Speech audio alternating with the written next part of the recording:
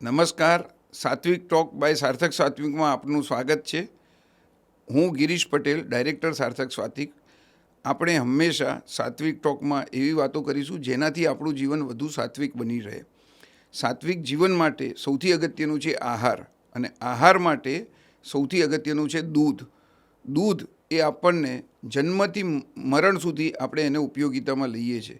છતાં પણ આપણી પાસે ઘણા એવા મતાંતરો પ્રવર્તે છે જેના વિશે અમુક જાણીએ બી છીએ, અમુક નથી બી જાણતા. દૂધ વિશે ડિટેલમાં સમજવા માટે આપણી પાસે છે ડૉક્ટર સંકેતભાઈ બોરાડ. આપણે એમને વેલકમ કરીએ અને એમનું ઇન્ટ્રોડક્શન એ જાતે જ બ્રીફમાં આપે. વેલકમ ડૉક્ટર સંકેતભાઈ, આપનું બ્રીફ ઇન્ટ્રોડક્શન આપો. થેન્ક યુ ગિરીશભાઈ. મારું નામ ડૉક્ટર સંકેત બોરડ છે. મેં BTech, MTech, PhD dairy technology સબ્જેક્ટમાં કર્યું છે. પીએચડી એનડીઆરઆઈ કરનાલથી કરેલું છે, અને 4 વર્ષ એઝ અ સાયન્ટિસ્ટ પણ એનડીઆરઆઈ કરનાલમાં મેં જોબ કરેલી છે. પછી 3 વર્ષ હેવમોર આઈસ્ક્રીમ પ્રાઇવેટ લિમિટેડમાં R&D હેડ તરીકે જોબ કરેલી છે. અને છેલ્લા 4.5 વર્ષથી મારો કન્સલ્ટન્સી બિઝનેસ છે, હેલી ફૂડ એન્ડ ડેરી કન્સલ્ટન્સી, જેમાં હું દૂધ અને ડેરી પ્રોડક્ટના બિઝનેસને હેલ્પ કરું છું વિવિધ ફિલ્ડમાં. સાત્વિક લાઈફ એટલે કે સ્વાસ્થ્ય વિશે ઘણું બધું આપણે જાણીએ છીએ, ઘણું નથી બી જાણતા, ઘણું ઇગ્નોર બી કરીએ છીએ. એટલા માટે સ્વાસ્થ્યને આપણે ડિફાઇન કરવું હોય તો સરળ ભાષામાં આપનું મંતવ્ય જણાવો. વર્લ્ડ હેલ્થ ઓર્ગેનાઇઝેશન WHO જેને કહીએ છીએ, એ સ્વાસ્થ્યની અથવા હેલ્થની એવી વ્યાખ્યા આપે છે કે જો તમે શારીરિક રીતે, માનસિક રીતે અને સામાજિક રીતે વ્યવસ્થિત હોય તો તમે સ્વસ્થ કહેવાઓ. જરૂરી નથી કે તમારા શરીરમાં ફક્ત ને ફક્ત કોઈ બીમારી ના હોય. જ્યારે આપણે શું માનીએ છીએ કે જો મારા શરીરમાં કોઈ બીમારી ના હોય તો આપણે સ્વસ્થ કહેવાઈએ, પણ ખરેખર સ્વસ્થ માણસ, હેલ્ધી માણસ એ કહેવાય જેનામાં શારીરિક, માનસિક અને સામાજિક સોશિયલ વેલબિંગ હોય. ઓકે, બહુ સરસ. શારીરિક, માનસિક અને સામાજિક સુખ એટલે શું? આપણે બીમાર હોઈએ તો આપણું શારીરિક સુખ નથી એવું કહી શકાય, પણ અમુક ઉંમર સાથે અમુક શારીરિક તકલીફ પણ થતી હોય છે આપણને. તો જો આપણે વ્યવસ્થિત હલનચલન કરી શકતા હોય, દૈનિક કાર્ય કરી શકતા હોય તો આપણે શારીરિક રીતે સુખી કહેવાઈએ. માનસિક રીતે આપણે તો જ સુખી કહેવાય જો આપણને કોઈપણ પ્રકારનું સ્ટ્રેસ ના હોય. આજકાલ સ્ટ્રેસ મેનેજમેન્ટ ઉપર બહુ ફોકસ આપવામાં આવે છે. મોટા સિટીઝમાં બધી જગ્યાએ વર્ક લાઈફ બેલેન્સની વાતો કરવામાં આવે છે, કેમ કે એવું કહેવામાં આવે છે કે માનસિક સ્ટ્રેસ ઓછો કરવો જોઈએ. તો એ માનસિક સુખ થઈ ગયું. તમારા શરીરમાં કોઈ બીમારી ના હોય પણ તમે માનસિક રીતે પીડાતા હોય, તમારી ઉપર બોસનું કે સુપિરિયરનું કંઈ ને કંઈ પ્રેશર હોય તો તમે સ્વસ્થ કે હેલ્ધી ના કહેવાઓ. ત્રીજું સોશિયલ અથવા સામાજિક હેલ્થ કહેવાય. આપણે મનુષ્ય શારીરિક રીતે અને માનસિક રીતે સુખી હોઈએ પણ સામાજિક રીતે એકબીજા સાથે સંકળાયેલા ના હોઈએ તો પણ આપણે સુખી ના કહેવાય, કેમ કે મનુષ્ય સામાજિક પશુ છે, સામાજિક પ્રાણી છે. મનુષ્યની વ્યાખ્યા એવી કહી છે. તો એના માટે આપણે જે સોસાયટીમાં રહેતા હોય ત્યાં બધા સાથે હળીમળીને સંકળાઈને રહેતા હોઈએ તો આ ત્રણેય તત્વ જો ભેગા થાય તો જ આપણે સ્વસ્થ અને હેલ્ધી કહેવાઈએ. સંકેતભાઈ, બીજો એક શબ્દ જે વારંવાર ઉપયોગ થાય છે, પોષણ. તો એ પોષણ એટલે શું? પોષણ એટલે એક એવી પ્રક્રિયા જેમાં આપણે જે પણ પોષક તત્વો ખાઈએ છીએ એ અલગ અલગ સ્ટેજમાં એની પ્રક્રિયા થાય છે. સૌથી પહેલાં આપણે ખાધું, પછી આપણું શરીરે એનું પાચન કર્યું, પછી આપણા પેટમાં અને આપણા આંતરડામાં એનું શોષણ થયું, એબ્ઝોર્પ્શન થયું, અને પછી આપણું શરીર એ પોષક તત્વોનું ઉપયોગ કરીને શરીરના અલગ અલગ અવયવોમાં, અલગ અલગ પ્રક્રિયાઓમાં એનો વપરાશ કરે. આ પદ્ધતિને, આ પ્રક્રિયાને પોષણ કહેવાય, ન્યુટ્રિશન કહેવાય. ખોરાક શું છે અને સ્વાસ્થ્ય અને પોષણમાં એનો શું રોલ છે? ખોરાક એટલે એવા ખાદ્ય પદાર્થો જે શરીરને ઉર્જા આપે, શરીરનું મેન્ટેનન્સ કરે. આપણને કોઈ જગ્યાએ કંઈ ઈજા થઈ હોય તો ચામડીમાં ઓટોમેટિક રૂજ આવે છે, તો એ મેન્ટેનન્સ થાય, બોડી એની રીતે મેન્ટેન કરતું હોય છે.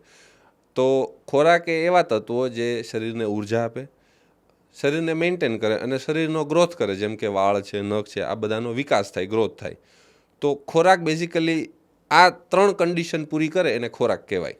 પોષણ અને ઉર્જા આપે, આ બધી વાત તો કરી, પણ ઘણીવાર આપણે એવો ખોરાક લેતા હોઈએ છીએ કે જે આપણા માત્ર મજા માટેનો હોય, ધારો કે કાર્બોનેટેડ ડ્રિંક્સ. તો એ અંગે આપનું શું કહેવું છે? જે ફૂડની ડેફિનેશન છે એમાં ખરેખર આ સેટ નથી થતું. આમ જોવા જઈએ તો FSSAI કદાચ આના વિશે વિચાર કરવું જોઈએ. તો ફૂડ જ્યારે આપણે ખાઈએ ત્યારે એ આપણે એને એબ્ઝોર્બ કરીએ, ડાયજેસ્ટ કરીએ અને પછી શરીર એનો ઉપયોગ કરતો હોય છે. હવે કોલ્ડ ડ્રિંકની વાત કરો તમે, કાર્બોનેટેડ ડ્રિંક, બરાબર છે, તો એમાં ખરેખર શુગર, ખાંડ અને કાળો કલર છે અને ફ્લેવર છે, એના સિવાય બીજું કશું નથી, જે શરીર માટે હાનિકારક છે. બરાબર છે. કાળા કલરથી કેન્સર પણ થાય છે, શુગરથી બ્લડ શુગર સ્પાઇક થાય છે. આજે ઇન્ડિયાને ડાયાબેટિક કેપિટલ ઓફ વર્લ્ડ કહેવામાં આવે છે. એન્ટરટેનમેન્ટ માટે અથવા કોઈ સેલિબ્રેશન હોય તો આપણે કેક લાવીએ છીએ, તો કેકમાં પણ આ જ વસ્તુ છે, બહુ બધી શુગર અને બહુ બધો ફેટ જ હોય છે. તો ખોરાક ઉર્જા આપે, શરીરની ગ્રોથ વૃદ્ધિ કરે, જ્યારે આ આપણી લાઈફને હું ઘટાડે છે. એટલે આમ જોવા જઈએ તો કાર્બોનેટેડ ડ્રિંક કે આ બધા જે એન્ટરટેનમેન્ટ માટે આજકાલ જે ફૂડ આવ્યા છે એને મારા મત પ્રમાણે તો ખોરાક ના કહેવા જોઈએ. ઓકે, ખોરાક વિશે સમજ્યા. તો હવે મને એવું સમજાવો કે દૂધ એ આપણા જીવનમાં શું મહત્ત્વ છે ને એનું રોલ શું છે? દૂધ, ગિરીશભાઈ, એક સંપૂર્ણ આહારની એને પદવી મળેલી છે, એ એમનેમ નથી મળેલી. દૂધ સંપૂર્ણ આહાર એટલા માટે કહેવાય છે કે દૂધમાં મેક્રોન્યુટ્રિયન્ટ અને માઇક્રોન્યુટ્રિયન્ટ બંને હાજર છે. મેક્રોન્યુટ્રિયન્ટ મેઇનલી 3 છે. એક છે ફેટ છે, એક છે પ્રોટીન અને કાર્બોદિત અથવા કાર્બોહાઈડ્રેટ જેને આપણે કહીએ છીએ. અને માઇક્રોન્યુટ્રિયન્ટની વાત કરીએ તો એમાં વિટામિન્સ છે અને મિનરલ્સ છે. અને એ સિવાય દૂધમાં અરાઉન્ડ 85% જેટલું પાણી હોય છે. તો આપણે કોઈ પણ તમે ફૂડ લેશો, કુદરતનું જે પણ ફૂડ છે, એમાં દરેક વસ્તુ આ રીતે બેલેન્સ માત્રામાં હોતું નથી. ધારો કે ફળની વાત કરીએ આપણે, ફ્રૂટ્સની, તો ફ્રૂટ્સમાં પાણીની સાથે સાથે રેસાઓ એટલે કે ડાયટરી ફાઈબર હોય છે અને શુગર હોય છે અને વિટામિન્સ હોય છે, B અને C બેઝિકલી. એમાં ફેટ નથી હોતું, એમાં પ્રોટીન પણ નથી હોતું. શાકભાજીની વાત કરીએ આપણે, સલાડ્સ ખાઈએ છીએ આપણે, તો એમાં પાણીની સાથે સાથે ફાઈબર હોય છે. આપણે કઠોળની વાત કરીએ તો એમાં પ્રોટીન હોય છે, પણ એ પ્રોટીનની ક્વોલિટી એટલી ઉચ્ચ નથી હોતી. કઠોળમાં અથવા તેલી પદાર્થોમાં ફેટ પણ હોય છે, પણ એ ફેટની ક્વોલિટી પણ એટલી ઉચ્ચ નથી હોતી. એમાં વિટામિન્સ નથી હોતા, એમાં મિનરલ્સ પણ બહુ રેરલી હોય છે, એમાં ફાઈબરનું પણ પ્રમાણ એટલું બધું સારું હોતું નથી. અનાજની વાત કરીએ તો અનાજમાં કાર્બોહાઈડ્રેટ પુષ્કળ માત્રામાં હોય છે, બહુ નહિવત માત્રામાં ફેટ અને નહિવત માત્રામાં પ્રોટીન હોય છે. જે પણ પ્રોટીન છે એમાં પણ એટલી બધી કોઈ સારી ક્વોલિટી હોતી નથી, વિટામિન્સ હોતા નથી. જ્યારે દૂધ એકમાત્ર એવો આહાર છે જેમાં fat, protein, carbohydrate, vitamins, minerals બધું હોય છે અને બધાની ગુણવત્તા શ્રેષ્ઠ હોય છે. એટલા માટે દૂધને સંપૂર્ણ આહારની પદવી મળેલી છે. તમે બેસ્ટ ક્વોલિટી પ્રોટીન, કાર્બોહાઈડ્રેટ અને ફેટની માહિતી આપી. પ્રોટીનની વાતથી શરૂ કરીએ તો દૂધનું પ્રોટીન અને અન્ય ફૂડ પ્રોડક્ટનું પ્રોટીન એ વિષયની તુલનાત્મક સરખામણી કઈ રીતે કરી શકાય? વર્લ્ડ હેલ્થ ઓર્ગેનાઇઝેશનને food agriculture organization WHO, FAO protein ક્વોલિટીના માટે એક સ્કેલ ડેવલપ કરેલો છે. અને જોકે ઓવર ધ ટાઈમ બહુ બધા સ્કેલ હતા, પણ જ્યારે તમે ક્વોલિટી મેજરમેન્ટ કરો ને ત્યારે મિલ્ક પ્રોટીનને 100માંથી 100 મળે છે. અચ્છા.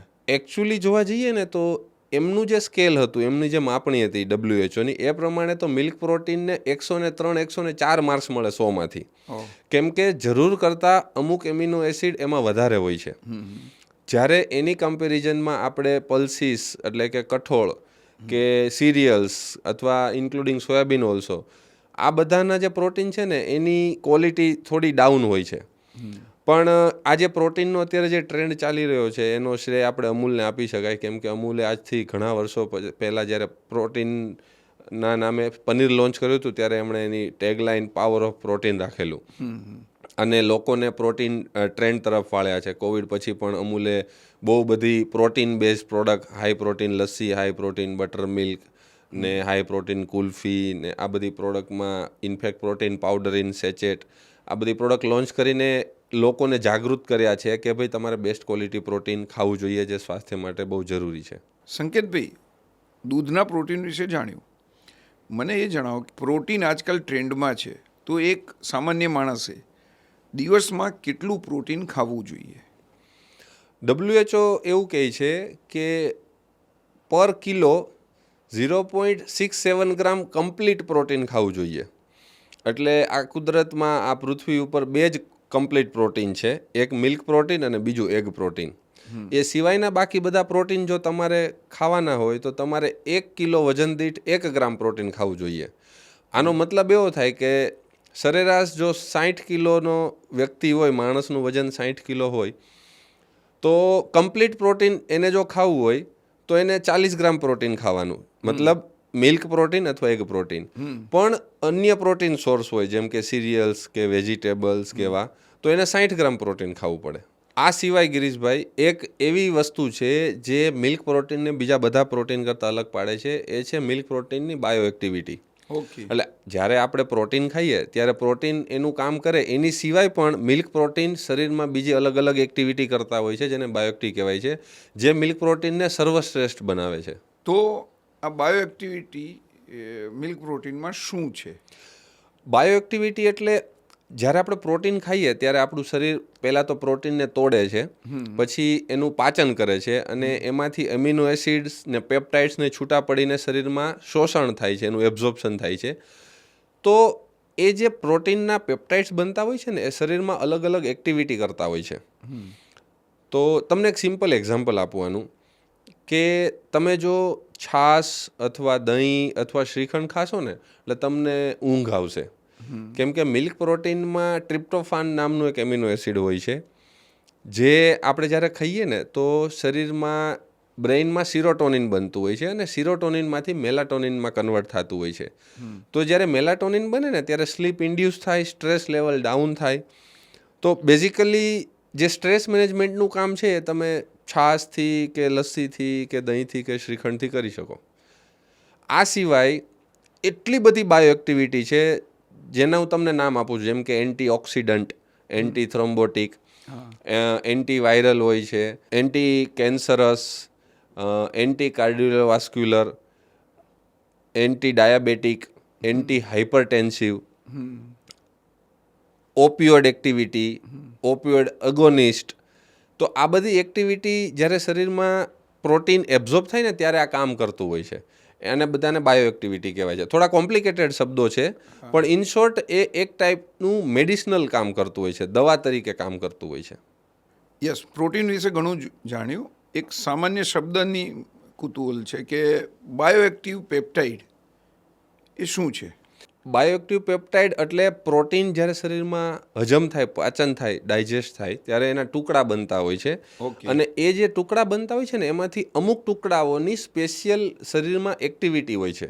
ઓકે. તો એક મેં તમને ઉદાહરણ આપ્યું કે ભાઈ તમે દહીં કે છાશ પીવો અને એની અંદરથી અમુક જેવા પેપ્ટાઇડ કે ટુકડા બને, એમાંથી ટ્રિપ્ટોફાન રિલીઝ થાય ને સિરોટોનિન બને ને પછી મેલાટોનિન બને, તમને ઊંઘ આવે.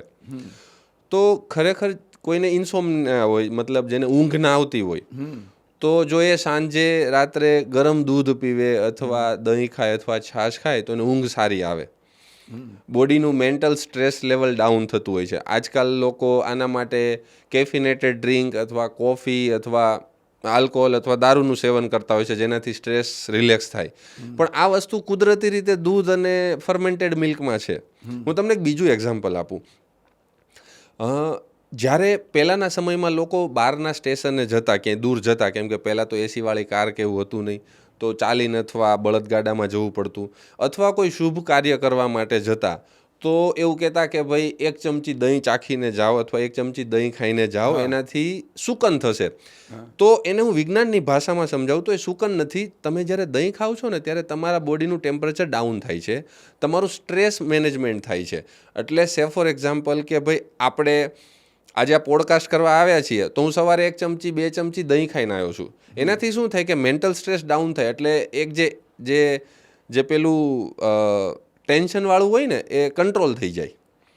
તો દૂધ, દહીં, છાશ ખાવાથી બોડી ટેમ્પરેચર ડાઉન થતું હોય છે, આપણી માનસિક રીતે શાંતિ થતી હોય છે, રાત્રે પીવાથી ઊંઘ પણ સારી આવતી હોય છે. તો આ બધી જે અસર થઈ રહી છે ને એ ખોરાકના લીધે થઈ રહી છે. આને બાયો એક્ટિવિટી કહેવાય. તમારી જાણ ખાતર એક વસ્તુ કહી દઉં, આપણું શરીર આમ તો મગજ કંટ્રોલ કરે છે, પણ મગજને આપણું આંતરડું કંટ્રોલ કરતું હોય છે. એવું કહેવાય છે કે માણસનું જીવન કે ઇમ્યુનિટી કે રોગપ્રતિકારક શક્તિ કે જે પણ વર્તાવ છે એ બધું આંતરડા નક્કી કરતું હોય છે, 90% જેટલું. અને આંતરડાને કંટ્રોલ કરવા માટે બેક્ટેરિયા અને બાયોએક્ટિવ પ્રોટીન જરૂરી છે, જે દૂધ દહીં છાશમાંથી મળતા હોય છે. એક હાલ જ પ્રશ્ન સૂજ્યો કે આપણે પહેલાંના જમાનામાં કહેતા હતા કે ભાઈ દૂધ દહીં ને મોગરી બપોર પછી નહીં, એટલે ધારો કે બપોર પછી સૂર્યના સાપેક્ષ આંતરડામાં પાચનમાં કંઈ ફરક કરે? એ હજી કદાચ વિજ્ઞાન એસ્ટાબ્લિશ નથી કર્યું ગિરીશભાઈ, પણ પહેલાંના સમયમાં જ્યારે કહેવત હતી ને ત્યારે ફ્રીજ નહોતા. એટલે તમે સમજો કે તમે સવારે 5 વાગે દૂધ દોયું હોય, બરાબર છે, એટલે સવારે જે દૂધ વપરાવાનું હોય દૂધ વપરાઈને તમે પછી એનું ફર્મેન્ટેશન કરી દો મેળવણ નાખીને, એટલે બપોર સુધીમાં દહીં બની જાય. પછી તમારી પાસે ફ્રીજ નથી તો સાંજ સુધીમાં એટલું ખાટું થઈ જાય ને કે તમે ખાઓ ને તો બગડી જાય તો નુકસાન કરે. એટલે મારું સમજણ કે મારું અન્ડરસ્ટેન્ડિંગ એવું કહે છે કે પહેલાંના સમયમાં એટલા માટે કહેતા કે ભાઈ રાત્રે દહીં કે છાશ નહીં ખાવાનું, કેમ કે ઓલરેડી વધારે પડતું ખાટું થઈ ગયું હોય કે બગડ્યું હોય, કેમ કે ત્યારે ફ્રીજ નહોતા. અત્યારે ટેકનોલોજી ડેવલપ થઈ ગઈ છે, એટલે અત્યારનું તો તમે દહીં રાત્રે ખાઓ તો કંઈ ખટાશવાળું કે બગડેલું નથી, એટલે કોઈ નુકસાન નથી કરતું. એઝ અ કન્ઝ્યુમર હું રોજ રાત્રે દહીં ખાઉં છું અને મને એનાથી ઊંઘ પણ સારી આવે છે.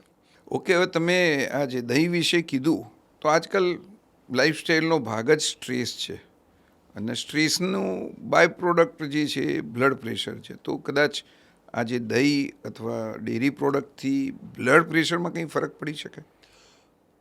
કેમ્બ્રિજ યુનિવર્સિટીએ સ્ટડી કરેલું બહુ વર્ષો પહેલાં, અને એમાં એવું જાણવા મળ્યું હતું કે તમે લાંબો સમય સુધી દહીંનું સેવન કરો ને, એટલે એ લોકો યોગર્ટ કહે, એટલે કે લાંબો સમય સુધી તમે યોગર્ટનું સેવન કરો ને તો તમારું બ્લડ પ્રેશર રેગ્યુલેટ કરે. અચ્છા. કેમ કે મિલ્ક પ્રોટીનના બાયોએક્ટિવ પેપ્ટાઇડ્સ છે જે બ્લડ પ્રેશર રેગ્યુલેટ કરે. તો તમે 6 મહિના 8 મહિના સુધી જો એ પ્રોડક્ટ ખાવ, એમનું જે ક્લેમ કરેલું યોગર્ટ ખાવ, તો તમારું બ્લડ પ્રેશર રેગ્યુલેટ કરે. પણ દહીં તો આપણી સંસ્કૃતિમાં વર્ષોથી છે, તો આપણે જો ડેઈલી દહીં ખાઈએ ને તો આપણું બ્લડ પ્રેશર રેગ્યુલેટ થાય.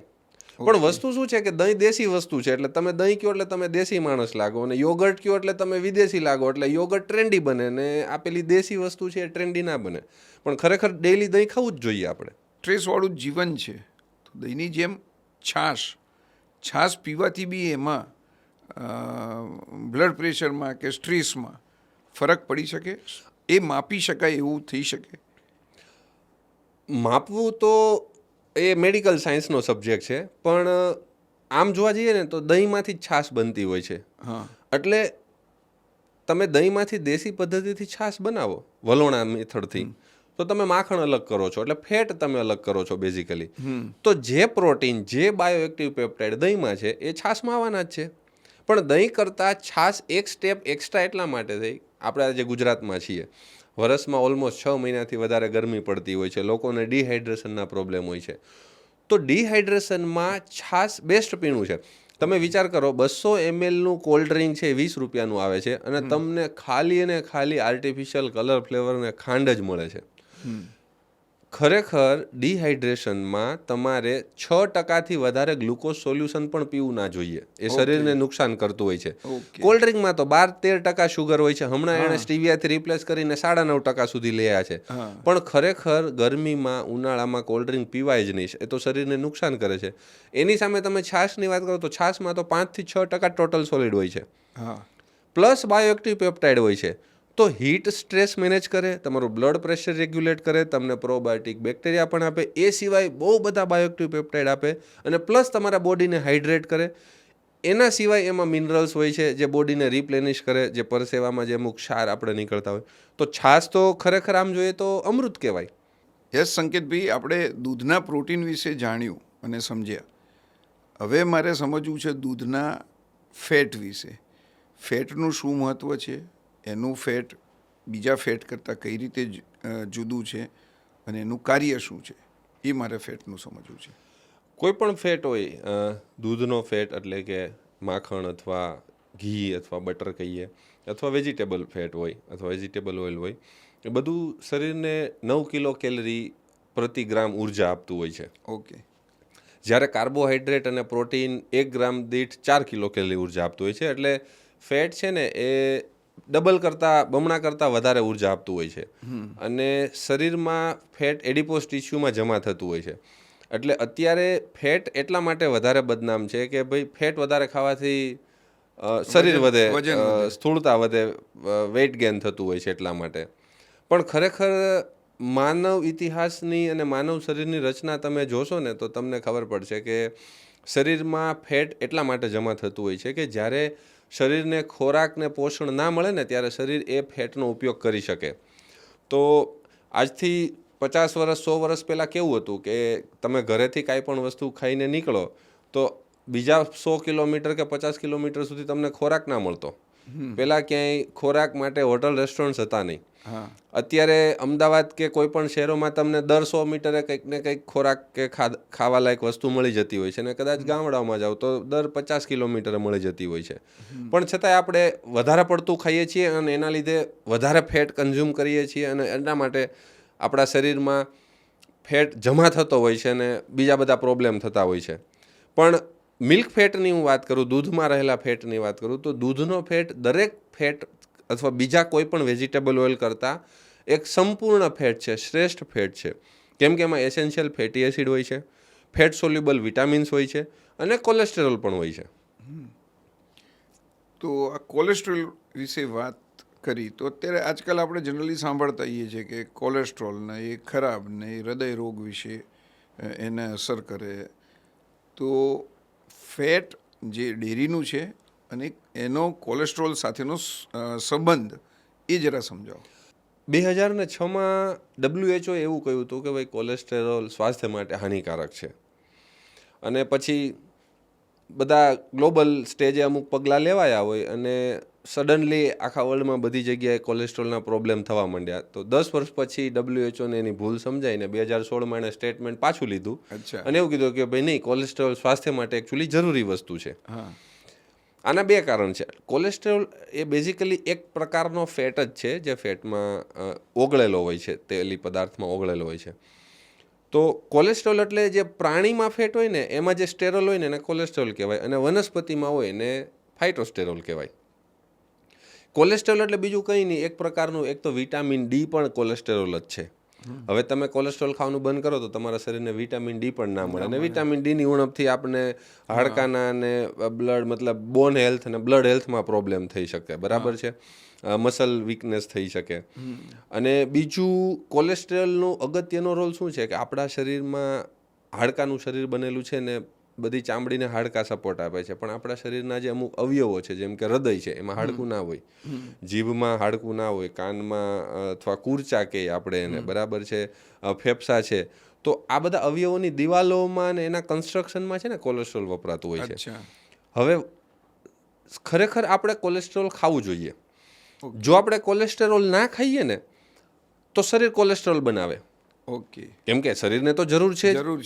હવે વિચારવા જેવી વાત એ છે કે વૈજ્ઞાનિક રીતે પ્રૂવ થયેલું છે કે જો આપણે કોલેસ્ટેરોલ ખાઈએ તો જે દૂધના ફેટમાં એટલે કે જે ઘીનું કોલેસ્ટ્રોલ હોય એને ગુડ કોલેસ્ટ્રોલ કહેવામાં આવે છે.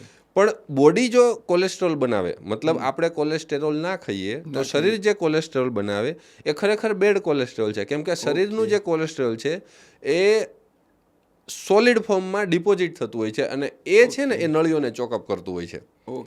હવે આને તમે કનેક્ટ કરશો ને તો વેજીટેબલ ઓઇલમાં કોલેસ્ટ્રોલ નથી હોતું. હવે જો આપણે ઘી ખાવાનું બંધ કરી દઈએ અને વેજીટેબલ ઓઇલ ખાવાનું શરૂ કરીએ એટલે વેજીટેબલ ઓઇલમાં કોલેસ્ટ્રોલ હોય નહીં, એટલે શરીરને કોલેસ્ટ્રોલ મળે નહીં, તો શરીર કોલેસ્ટ્રોલ બનાવે. શરીર કોલેસ્ટ્રોલ બનાવે, નળીઓમાં ચોકઅપ થાય અને તમને કોલેસ્ટ્રોલનો પ્રોબ્લેમ થાય. એટલે કોલેસ્ટ્રોલ ખરાબ નથી, પણ આપણે કોલેસ્ટ્રોલ ખાવાનું બંધ કર્યું અને શરીરમાં જે કોલેસ્ટ્રોલ બને છે અને એનાથી આપણા શરીરમાં જે તકલીફ થાય છે એ ખરાબ છે. ઓકે સંકેતભાઈ, તો આ ફેટી એસિડ શું છે અને એનો શરીરમાં શું રોલ હોય છે? ફેટી એસિડ એ મુખ્ય ઘટક છે જેમાંથી ફેટ બને છે બેઝિકલી. એટલે શરીરમાં જ્યારે ફેટનું પાચન થાય ને ત્યારે એમાંથી ફેટી એસિડ છૂટા પડતા હોય છે. અને ફેટી એસિડ બે પ્રકારના છે, એક એસેન્શિયલ ફેટી એસિડ અને એક નોર્મલ. સો એસેન્શિયલ ફેટી એસિડ એટલે શરીરને એ ફેટી એસિડ ફૂડ દ્વારા, ખોરાક દ્વારા લેવા જ પડે, જે શરીર જાતે ના બનાવી શકે. તો મિલ્ક ફેટની વાત કરીએ એટલે દૂધ, દહીં, છાશ, ઘી, માખણ, જે બધામાં મિલ્ક ફેટ, દૂધનો ફેટ છે, એ બધામાં એસેન્શિયલ ફેટી એસિડ ભરપૂર માત્રામાં છે. તમે ઓમેગા ફેટી એસિડનું પણ નામ સાંભળ્યું છે. તો હા, ફિશ ઓઇલ આવે ને એમાં ઓમેગા ફેટી એસિડ સૌથી વધારે માત્રામાં હોય છે ને એમાં ઓમેગા 3, ઓમેગા 6, ઓમેગા 9 હોય છે ને એનું એક સાયન્ટિફિક રેશિયો હોય છે જે મેન્ટેન કરવો પડતો હોય છે. ઓકે. વેજીટેરિયન સોર્સની વાત કરું ને હું ગિરીશભાઈ, તો એસેન્શિયલ ફેટી એસિડ માટે શ્રેષ્ઠ સોર્સ ઘી અને અખરોટ છે, બદામ છે. એટલા માટે આપણે બાળકોને નાની ઉંમરમાં એવું કહેતા હોય કે બદામ ખવડાવો, અખરોટ ખવડાવો, પણ ઘી ખવડાવવાની આપણે વાત જ નથી કરતા હોતા. તો આ ફેટી એસિડ છે ને એને અલગ ને યુનિક બનાવે છે. આ સિવાય ઘી અથવા મિલ્ક ફેટ છે ને એ એક બીજી વાતમાં પણ યુનિક છે. તમે કુદરતમાં દુનિયામાં કોઈ પણ તેલી પદાર્થ કે તેલ કે ફેટ લેશો ને તો કોઈ પણ જગ્યાએ શોર્ટ ચેન ફેટી એસિડ ખાલી ને ખાલી મિલ્ક ફેટમાં હોય છે. ઓકે. શોર્ટ ચેન ફેટી એસિડના હું તમને નામ કહું તો બ્યુટ્રિક એસિડ થઈ ગયું, કેપ્રિક એસિડ, કેપ્રોઇક એસિડ, કેપ્રિલિક એસિડ. આપણે જે બકરીનું દૂધની જે ટિપિકલ સ્મેલ આવે ને એનું કારણ આ છે, શોર્ટ ચેન ફેટી, ખાસ કરીને કેપ્રિક, કેપ્રોઇક એસિડ. એના લીધે એક ટિપિકલ ગોટી ફ્લેવર આવે છે, બકરીના શરીરમાંથી જે વાસ આવતી હોય ને એના લીધે આવતી હોય છે. હવે આનું અગત્યતા તમને કહું, આ શોર્ટ ચેન એટલે એકદમ નાના મોલેક્યુલ હોય છે. તો જ્યારે આપણે મિલ્ક ફેટનું ડાયજેશન કરીએ ને એટલે આંતરડામાં એમાંથી બ્યુટારેટ છૂટું પડતું હોય છે. ઓકે. એ બ્યુટારેટ છે ને એ આંતરડામાં સ્વાસ્થ્ય માટે, આંતરડાના ગટ હેલ્થ કહે છે, એના સ્વાસ્થ્ય માટે બહુ અગત્યનું છે. એ સિવાય મિલ્ક ફેટનું ડાયજેશન થાય ને તો એસિટેટ, પામિટેટ, સ્ટીયરેટ પણ બનતું હોય છે. અને તમને જાણીને આશ્ચર્ય થશે ગિરીશભાઈ કે આ એસિટેટ, પાલ્મિટેટ, સ્ટીયરેટ જે બને ને એની એક્ટિવિટી એન્ટી કાર્સિનોજેનિક છે. એટલે જે આંતરડામાં જો કેન્સર થતું હોય ને તો ઘી ખાવાથી આ જે ફેટી એસિડના જે તત્વો છે ને એ કેન્સરની વિરુદ્ધમાં જઈને કામ કરતું હોય છે. એટલે ખરેખર આંતરડાના કેન્સરમાં પણ ઘી સારું છે. ઓકે સંકેતભાઈ, તો ફેટી એસિડની વાત થઈ અને એનું ફંક્શનની બી વાત થઈ. હવે જેવી રીતે ડેરીમાંથી એટલે દૂધમાંથી જે ફેટી એસિડ મળે છે એવી રીતે વેજીટેબલમાંથી બી ફેટ મળતું હશે, તો એનું ને આનું કઈ રીતે આપણે કમ્પેર કરી શકીએ કે એના ફાયદા વિશે કે એના કોઈ અવેરનેસ વિશે? વેજીટેબલ ઓઇલનું અથવા વેજીટેબલ ફેટનું તમે કમ્પોઝિશન જુઓ ને તો એમાં શોર્ટ ચેન ફેટી એસિડ નથી હોતા. મોસ્ટલી બધા લોંગ ચેન ફેટી એસિડ હોય છે, જેમ કે સ્ટીયરિક એસિડ ને પામિટિક એસિડ ને એ બધા, અને મોસ્ટલી એ સેચ્યુરેટેડ ફેટ હોય છે. ઓકે. તો એટલા માટે ઘણી વખત આપણે જ્યારે વધારે પડતું વેજીટેબલ ઓઇલ ખાઈએ ને તો બોડીમાં સેચ્યુરેટેડ ફેટ વધી જતા હોય છે, એટલે જ્યારે બ્લડ પ્રોફાઇલ ને એવું કરો ત્યારે થાય. બીજું, વેજીટેબલ ઓઇલમાં કોલેસ્ટ્રોલ નથી હોતું. તો તમે જો ધારાધોરણની વાત કરો તો અથવા તમે એક એને એક્ઝામમાં જેમ માર્ક્સ આપવાની વાત કરો ને તો ઘી સૌથી હાઈએસ્ટ માર્ક્સ સ્કોર કરે છે. ઓકે. નંબર 1 પર આવે છે. વેજીટેબલ ઓઇલ ને બધું નીચે આવે. ઇનફેક્ટ ડાયજેસ્ટિબિલિટીની એક વખત વાત થઈ હતી તો રિસર્ચ એવું કહે છે કે મિલ્ક ફેટની ડાયજેસ્ટિબિલિટી 99% વધારે છે. ઓકે. એનો મતલબ એવો થાય કે તમે 100 ગ્રામ જો ઘી ખાવ અથવા મિલ્ક ફેટ ખાવ ને તો 99 ગ્રામથી વધારે ફેટ શરીરમાં ઇઝીલી ડાયજેસ્ટ થઈ જતું હોય છે, જે વેજીટેબલ ઓઇલની ડાયજેસ્ટિબિલિટી 91% જ છે. ઓકે.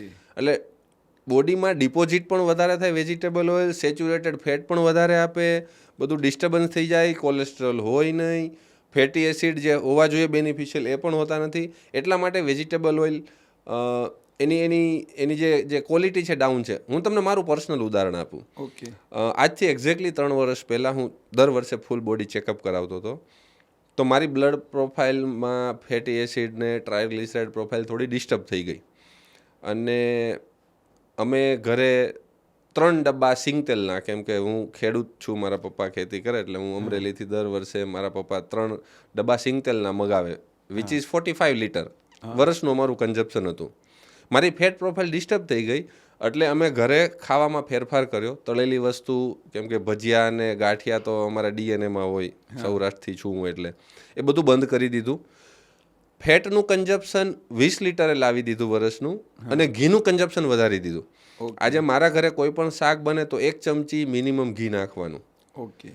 વેજીટેબલ ઓઇલનો ઉપયોગ ઓછો કરતો જઈએ છીએ અને ઘીનો ઉપયોગ વધારતા જઈએ છીએ. ઓકે. 3 વર્ષ પછી જસ્ટ મેં માર્ચ મહિનામાં ફરીથી ફૂલ બોડી ચેકઅપ કર્યું, બધી fat profile, lipid profile okay થઈ ગઈ, સેટ થઈ ગઈ. બહુ સરસ. વિધાઉટ એની મેડિસિન, દવાઈ વગર.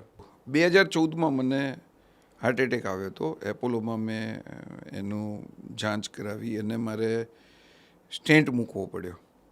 ડૉક્ટરો સાથે લાઈફસ્ટાઈલની વાત આ તે બધું આપણે જાગૃત તરીકે જોયું તો મેં ગાયનું દૂધ સોર્સ કર્યું અને ભરવાડના ત્યાંથી જાતે જ લેવાનું ચાલુ કર્યું.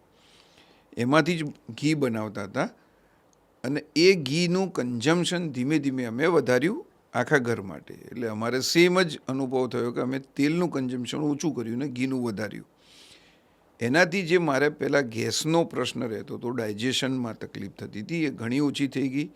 અને આજે 2026 છે, 2014 અને 26 આજે મારું ટોટલ કોલેસ્ટ્રોલ હું દર 6 મહિને ચેક કરાવું છું with minimum medication. Doctor Sameer Vidani એ મારું ઓપરેટ કર્યું હતું. એમને બતાવું છું તો એમને બી એવું લાગે છે કે તમે લાઈફસ્ટાઈલમાં શું ફરક કર્યો. લાઈફસ્ટાઈલ હજુ બી થોડી ઇરેગ્યુલર છે, પણ ફૂડ હેબિટમાં જે ચેન્જ કર્યો એનું મારા પોતા ઉપર મને બહુ ફાયદો લાગ્યો, જે ઘીના કારણે છે એવું મારું માનવું છે. તો એને સપોર્ટ થયો. સંકેતભાઈ, પ્રોટીન અને ફેટ બંનેની વાત થઈ ગઈ. ફેટ વિશે તો હજુ મારા ખ્યાલથી એનાથી ઘણું કહી શકાય એમ છે.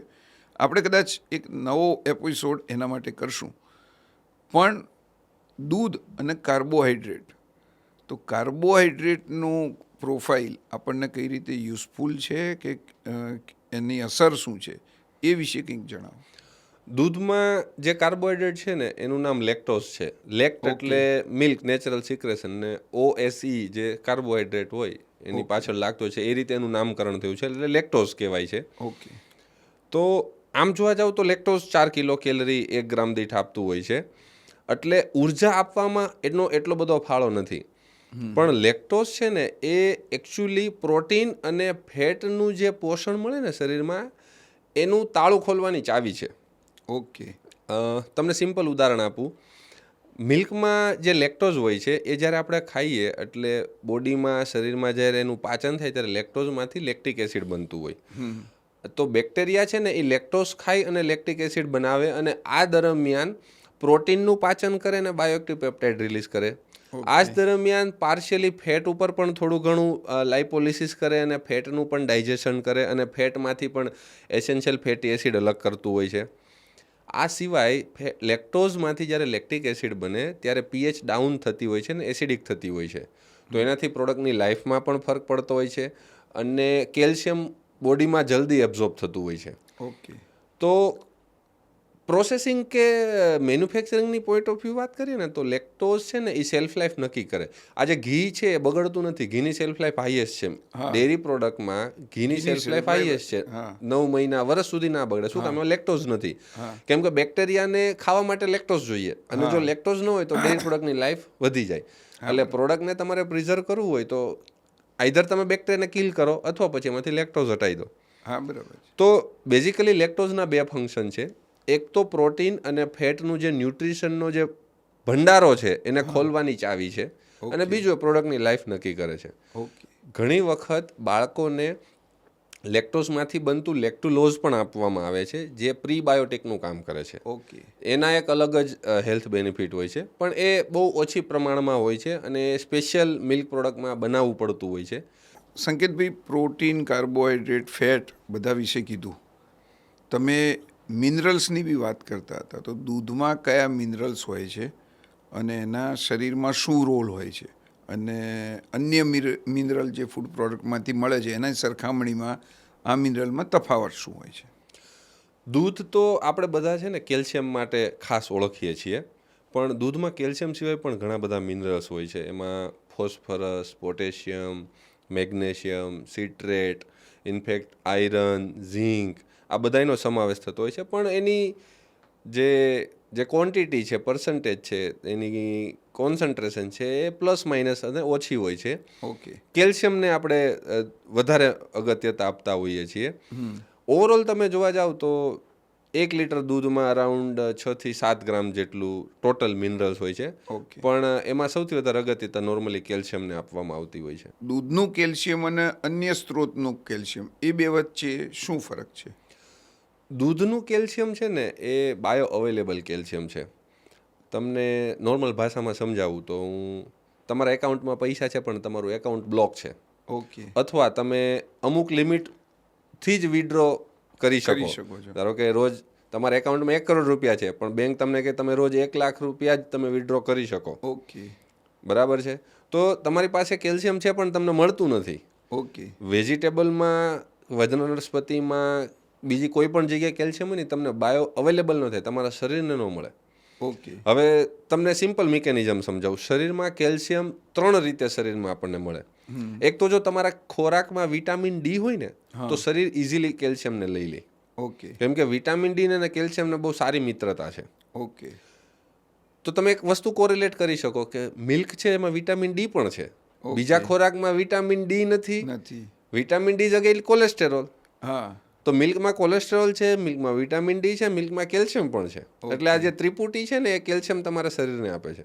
ઓકે બીજો રીત છે કેલ્શિયમ એબ્ઝોર્બ થવાનું એ છે કે પ્રોટીન હોય ને, મિલ્ક પ્રોટીન, એમાં સિરીન નામનું એક એમિનો એસિડ હોય જે કેલ્શિયમને બાઇન્ડ કરી રાખે છે. ઓકે તો જ્યારે તમે પ્રોટીન ખાઓ, પ્રોટીન પચે, એના ટુકડા થાય, પેપ્ટાઇડ બને, એમિનો એસિડ બને, તો એ સિરીન જાતે જોડે કેલ્શિયમ લેતું જાય. એટલે શરીરને કેલ્શિયમ મળી ગયું. હા હા હા ત્રીજી વસ્તુ, જ્યારે આપણે દૂધ ખાઈએ અથવા દહીં ખાઈએ તો લેક્ટોઝમાંથી લેક્ટિક એસિડ બને, તો એસિડિક પીએચ કરે. તો એસિડિક પીએચ એટલે લો પીએચ એ કેલ્શિયમ છે ને એ કોલોડલમાંથી સોલ્યુબલ સ્ટેટમાં જતું રહે. ઓકે હવે એક શબ્દ એવો છે, દૂધને સુપર સેચ્યુરેટેડ સોલ્યુશન કહેવાય. મતલબ દૂધમાં જરૂર કરતાં વધારે પડતું કેલ્શિયમ છે. ઓકે તો જ્યારે દૂધમાં વધારે પડતું કેલ્શિયમ હોય અને લેક્ટોઝમાંથી લેક્ટિક એસિડ બને તો કોન્સન્ટ્રેશન ગ્રેડિયન્ટ, આજે આપણે ઘરે આરોનું પાણી પીતા હોઈએ તો એમાં શું થાય કે મેમ્બ્રેનની એક સાઈડ ચોખ્ખું પાણી હોય, બીજી સાઈડ ક્ષારવાળું પાણી હોય અને પ્રેશરથી આપણે પાણીને ધક્કો મારીએ. એવી રીતે ખોરાકમાં કેલ્શિયમ વધારે છે અને બ્લડમાં કેલ્શિયમ ઓછું છે, એટલે વધારે કેલ્શિયમ ઓછા કેલ્શિયમ બાજુ જાય. એને કોન્સન્ટ્રેશન ગ્રેડિયન્ટ કહેવાય. ઓકે એટલે મિલ્કનું કેલ્શિયમ છે ને એ 3 રીતે શરીરમાં મળે. વિટામિન ડી સાથે મળે, ઓકે પ્રોટીન આરે બાઉન્ડ થયું હોય એનાથી મળે, અને ત્રીજું કોન્સન્ટ્રેશન ગ્રેડિયન્ટથી મળે. આ 3માંથી લગભગ એક પણ ફિનોમિના બીજા સોર્સમાં નથી. ઓકે બીજી વસ્તુ, ખાલી કેલ્શિયમથી કામ નથી થતું. આપણને એવું હોય છે કે આપણા હાડકાં અથવા બોન હેલ્થ માટે કેલ્શિયમ જરૂરી છે. નહીં, આપણું હાડકું કેલ્શિયમ ફોસ્ફેટનું બનેલું હોય છે. ઓકે અને કેલ્શિયમ અને ફોસ્ફેટનો જે રેશિયો હોય ને એ મિલ્કમાં બેસ્ટ હોય છે. એટલે મિલ્ક તમે પીઓ, દૂધ પીઓ અથવા ડેરી પ્રોડક્ટ્સ ખાઓ તો તમને જે કેલ્શિયમ અને ફોસ્ફરસ મળે છે જે બંને, એ એવી કન્ડિશનમાં મળે છે કે એમાંથી ડાયરેક્ટલી બોનનું કેલ્સિફિકેશન થાય. હવે આપણે બોન હેલ્થ ઉપર વાત જ નથી કરતા. મોટી ઉંમરના લોકોના હાડકાં વળી જતા હોય છે, આમ ખૂંદ નીકળી જતી હોય છે. તમે જોયું હશે અમુક ઉંમર પછી, બરાબર છે, લોકોને ચાલવામાં તકલીફ થતી હોય છે. એનું કારણ છે કે શરીરમાં કેલ્શિયમની એક મિકેનિઝમ છે, એને કહેવાય ઓસ્ટિયોક્લાસ્ટ અને ઓસ્ટિયોબ્લાસ્ટ. એટલે નવું કેલ્શિયમ આવે એને ઓસ્ટિયોકાસ્ટ કહેવાય, કાસ્ટિંગ થાય. અને જૂનું કેલ્શિયમ ઓસ્ટિયોબ્લાસ્ટ એટલે જૂનું કેલ્શિયમ નીકળી જાય, બ્લાસ્ટિંગ થાય, એટલે તમે એને કાઢી કાઢો. એવી રીતે કેલ્શિયમની સાયકલ મેન્ટેન થવી જોઈએ અને બ્લડમાં પણ કેલ્શિયમનું મેનેજમેન્ટ હોવું જોઈએ. એટલા માટે જ તમે જે સ્ટાર્ટિંગમાં કહ્યું ને કે માણસ જન્મથી લઈને મૃત્યુ સુધી દૂધ સાથે સંકળાયેલો છે, કેમ કે જન્મથી મૃત્યુ સુધી કેલ્શિયમ તમારે જોઈએ જ, એનો સંગ્રહ નથી થતો. એવું નથી કે ભાઈ મારી હાઇટ એક વખત હવે વધતી નથી એટલે હવે મારે કેલ્શિયમની જરૂર નથી. ના, મારે એનું કેલ્શિયમનું પૂલ મેન્ટેન કરવો જોઈએ, ટર્નઓવર મારું મેન્ટેન થવું જોઈએ. એટલા માટે દૂધનું કેલ્શિયમ કુદરતના કોઈ પણ કેલ્શિયમ કરતાં યુનિક અને નંબર 1 છે. કદાચ એવું કહી શકાય કે કેલ્શિયમનું તમે રેન્કિંગ આપો ને તો ટોપ 10માં ડેરી પ્રોડક્ટ જ આવશે. સંકેતભાઈ, મિનરલ્સની બી ખ્યાલ આવી ગયો, એટલે હવે વિટામિન ઉપર આવીએ તો દૂધના અંદર જે મળતા આપણા વિટામિન છે એની વિવિધતા શું છે અને એના બી અન્ય સ્ત્રોતના વિટામિનની જેમ એનો બી ફરક શું છે પાચનની ક્ષમતાની દ્રષ્ટિએ પ્લસ અવેલેબિલિટીની દ્રષ્ટિએ? દૂધમાં બેઝિકલી ફેટ સોલ્યુબલ વિટામિન વધારે હોય છે. ટોટલ જે વિટામિન છે ને, તો કે વિટામિનના નામ લઈએ આપણે તો vitamin A, vitamin B complex, vitamin C, D, E અને કે, આટલા વિટામિન હોય છે. તો એમાં ફેટ સોલ્યુબલ વિટામિન છે મેજોરિટી, એ છે એ, ડી, ઈ અને K. Okay. Vitamin B complex અને વિટામિન સી વોટર સોલ્યુબલ હોય છે. ઓકે. તો દૂધમાં છે ને વિટામિન બી અને વિટામિન સી આ થોડા ઓછી અને અથવા તમે એવું કહી શકો કે નહિવત માત્રામાં છે. અને કદાચ છે પણ તો આપણી પ્રક્રિયા ઘરની શું છે કે આપણે દૂધને ઉકાળીને પીએ, તો જ્યારે દૂધને આપણે ઉકાળે ને ત્યારે વિટામિન બી ને વિટામિન સી નો નાશ પામતો હોય છે, બરાબર. એટલે એ શરીરને મળતું નથી. એટલે એના વિશે નોર્મલી કોઈ ચર્ચા કરતું નથી. હા, સમજી ગયા. દૂધમાં ફેટ હોય અને ફેટની અંદર vitamin A, vitamin D, vitamin E અને વિટામિન કે હોય છે. લગભગ બધાને ખબર છે કે વિટામિન એ છે એ રેટિના એટલે આંખોના સ્વાસ્થ્ય માટે બહુ સારું અને બહુ જ જરૂરી છે. ઓકે. નહીંતર ચશ્મા આવી જતા હોય છે, અંધારા આવે, દેખાય નહીં. એટલે ઇન શોર્ટ આંખોના કામ માટે વિટામિન એ જરૂરી છે, જે ભરપૂર માત્રામાં હોય છે મિલ્ક ફેટમાં. બીજું છે વિટામિન ડી. તો વેજીટેરિયન સોર્સ વિટામિન ડીનો ફક્ત મિલ્ક છે. ઓકે. કેમ કે vitamin D is basically cholesterol, અને કોલેસ્ટ્રોલ એનિમલ ફેટમાંથી મળે. તો વેજીટેરિયન લોકો તો એનિમલ બોડી ફેટ ખાય નહીં, નોનવેજ ખાય નહીં, એગ ખાય નહીં. તો એના માટે તો આઈધર તમે દૂધ અથવા ડેરી પ્રોડક્ટ, માખણ, ઘી ખાઓ, અથવા પછી વિટામિન ડીની ટેબ્લેટ લ્યો. ઓકે. વિટામિન ઈ છે સ્કિન હેલ્થ માટે, રિપ્રોડક્ટિવ સિસ્ટમ માટે બહુ જરૂરી વસ્તુ છે, એ પણ મળતું હોય છે. છેલ્લું વિટામિન કે, જે ફેટ સોલ્યુબલ છે, એ આપણે ના પણ લઈએ તો ચાલે, કેમ કે શરીરમાં આંતરડામાં બેક્ટેરિયા હોય ને એ બનાવતું હોય છે. ઓકે. હવે બાયોએબિલિટીની વાત કરીએ ને, તો બીજા સોર્સના વિટામિન વર્સિસ મિલ્કના વિટામિનમાં એસ જ કોઈ એવો ફરક નથી. પણ હા, વિટામિન ડી જેમ મેં કહ્યું કેલ્શિયમ સાથે કામ કરી અને 1+1 11 જેવું કામ કરે, કે બંનેનું એબ્ઝોર્પ્શન વધતું હોય છે. ઓકે. તો આ એક યુનિક એડવાન્ટેજ છે કે ભાઈ મિલ્કમાં વિટામિન છે એ એકદમ હાર્મોનાઇઝ છે પ્રોટીન સાથે, કેલ્શિયમ સાથે.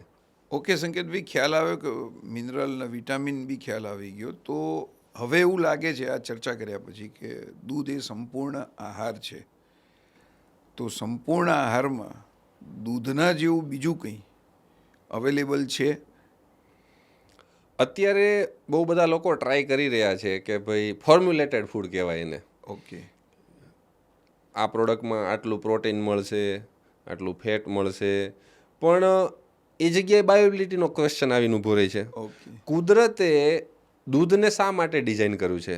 કોઈ પણ પશુ, મનુષ્ય જન્મ લે એટલે સૌથી પહેલાં દૂધ પીવે તો જ એનું જીવન સ્ટાર્ટ થાય છે. તો દૂધ તમે, મેં કે કોઈએ ડેવલપ નથી કરેલું, કોઈ ડિઝાઇન નથી કરેલું, એ કુદરતની દેન છે, એમણે ડિઝાઇન કરેલું છે. એટલા માટે એવું રીતે ડિઝાઇન થયું છે કે તમારા શરીરને જોતી દરેક વસ્તુ, દરેક તત્વો, દરેક પોષક તત્વો મળે, એમાંથી પોષણ મળે અને સ્વાસ્થ્ય જળવાય તમારું. બરાબર છે. હું મારી લેબોરેટરીમાં કોઈ એવી પ્રોડક્ટ બનાવું જેમાં જરૂર પ્રમાણે પ્રોટીન નાખું, જરૂર પ્રમાણે ફેટ નાખું, એ બીજા સોર્સનું હોય, તો એ આના તુલ્ય નથી આવતું. ઓકે. એટલા માટે દૂધ, ડેરી પ્રોડક્ટ્સને સંપૂર્ણ આહારની પદવી મળેલી છે. સંકેતભાઈ, તમે હમણાં કીધું ને કે જીવનના દરેક તબક્કામાં દૂધનો અલગ અલગ રોલ છે. તો અમને એ સમજાવો કે કયા કયા તબક્કામાં દૂધનો શું રોલ છે? જ્યારે આપણે જન્મ થઈએ, બાળક હોઈએ, ત્યારે આપણે માતાનું દૂધ કન્ઝ્યુમ કરતા હોઈએ છીએ. તો એમાં ફેટ ઓછું હોય, પ્રોટીન માપસર હોય, લેક્ટોઝ સૌથી વધારે હોય છે, કેમ કે ત્યારે ઇન્સ્ટન્ટ એનર્જીની જરૂર પડતી હોય છે. બાળકોની ફિઝિકલ એક્ટિવિટી બહુ વધારે હોય છે, સતત હાથ પગ હલાવે રાખતું હોય છે, બધું ડેવલપ થતું હોય છે. પછી ટીન એજમાં આવીએ ત્યારે પ્રોટીનની રિક્વાયરમેન્ટ વધતી હોય છે, તો આપણે ગાયનું દૂધ કે ભેંસનું દૂધ કન્ઝ્યુમ કરતા હોઈએ છીએ. ઓકે. આ બધા કેટેગરીમાં બેઝિક પોષણ બધામાંથી સેમ મળતું હોય છે. Essential fatty acid, fat soluble vitamin, cholesterol, આ બધું મિલ્કના ફેટમાંથી મળતું હોય છે. એમિનો એસિડ, કેલ્શિયમ, બાયોએક્ટિવ પેપ્ટાઇડ્સ, આ બધું પ્રોટીનમાંથી મળતું રહેતું હોય છે.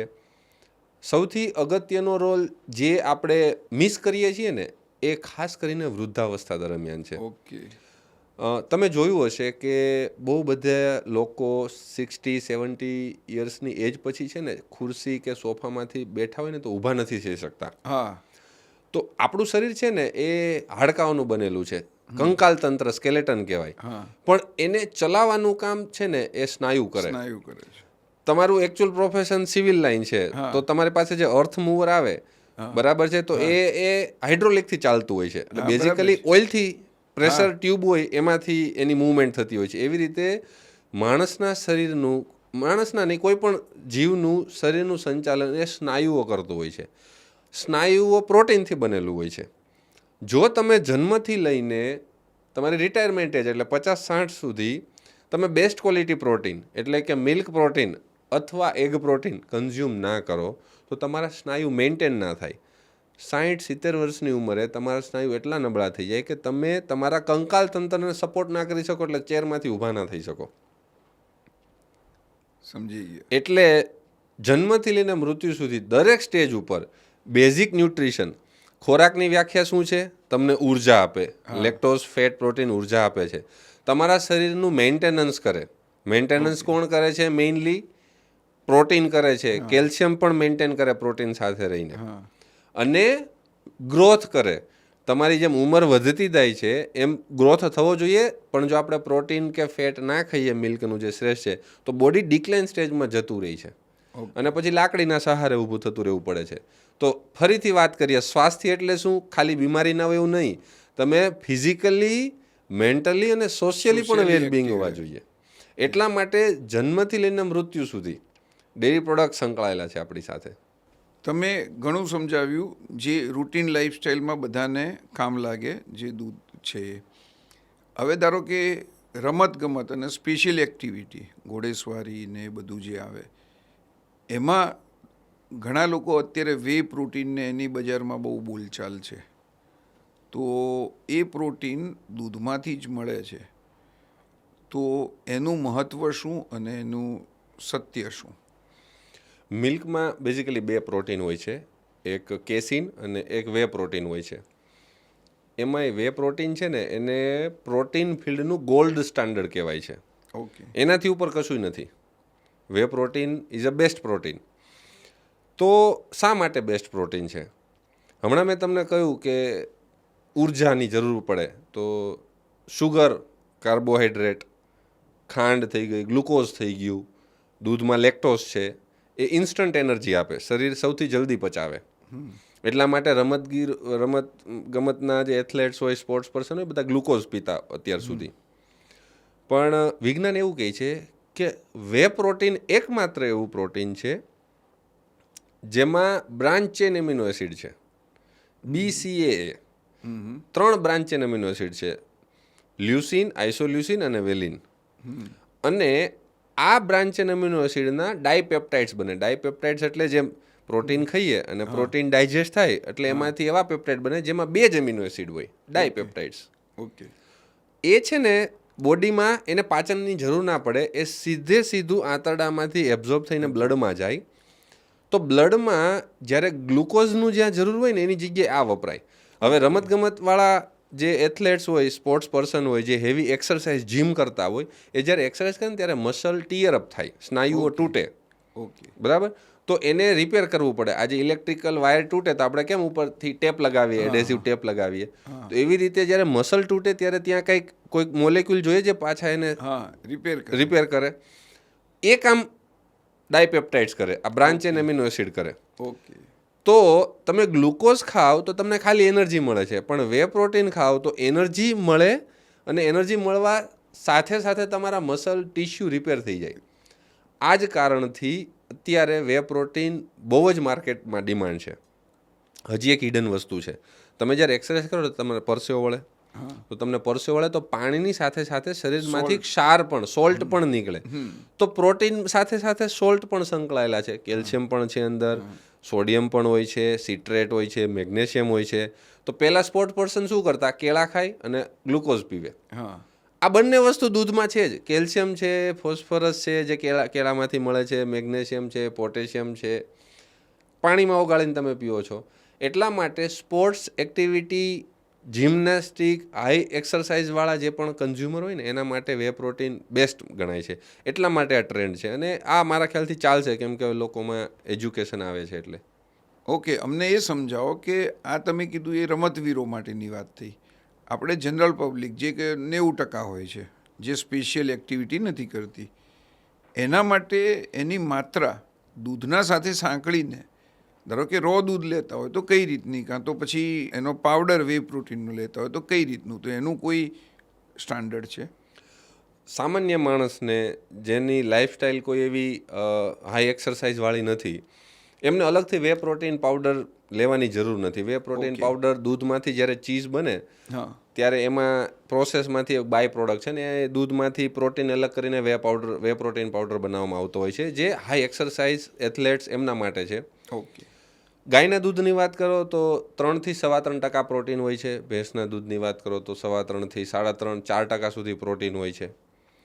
તો ઇફેક્ટિવલી તમે એક ગ્લાસ દૂધ પીઓ સવારે મોર્નિંગમાં બ્રેકફાસ્ટમાં, એક વાટકો એટલે કે 250 ગ્રામ દહીં ખાવ તો તમને અરાઉન્ડ 10 ગ્રામ પ્રોટીન મળતું હોય છે.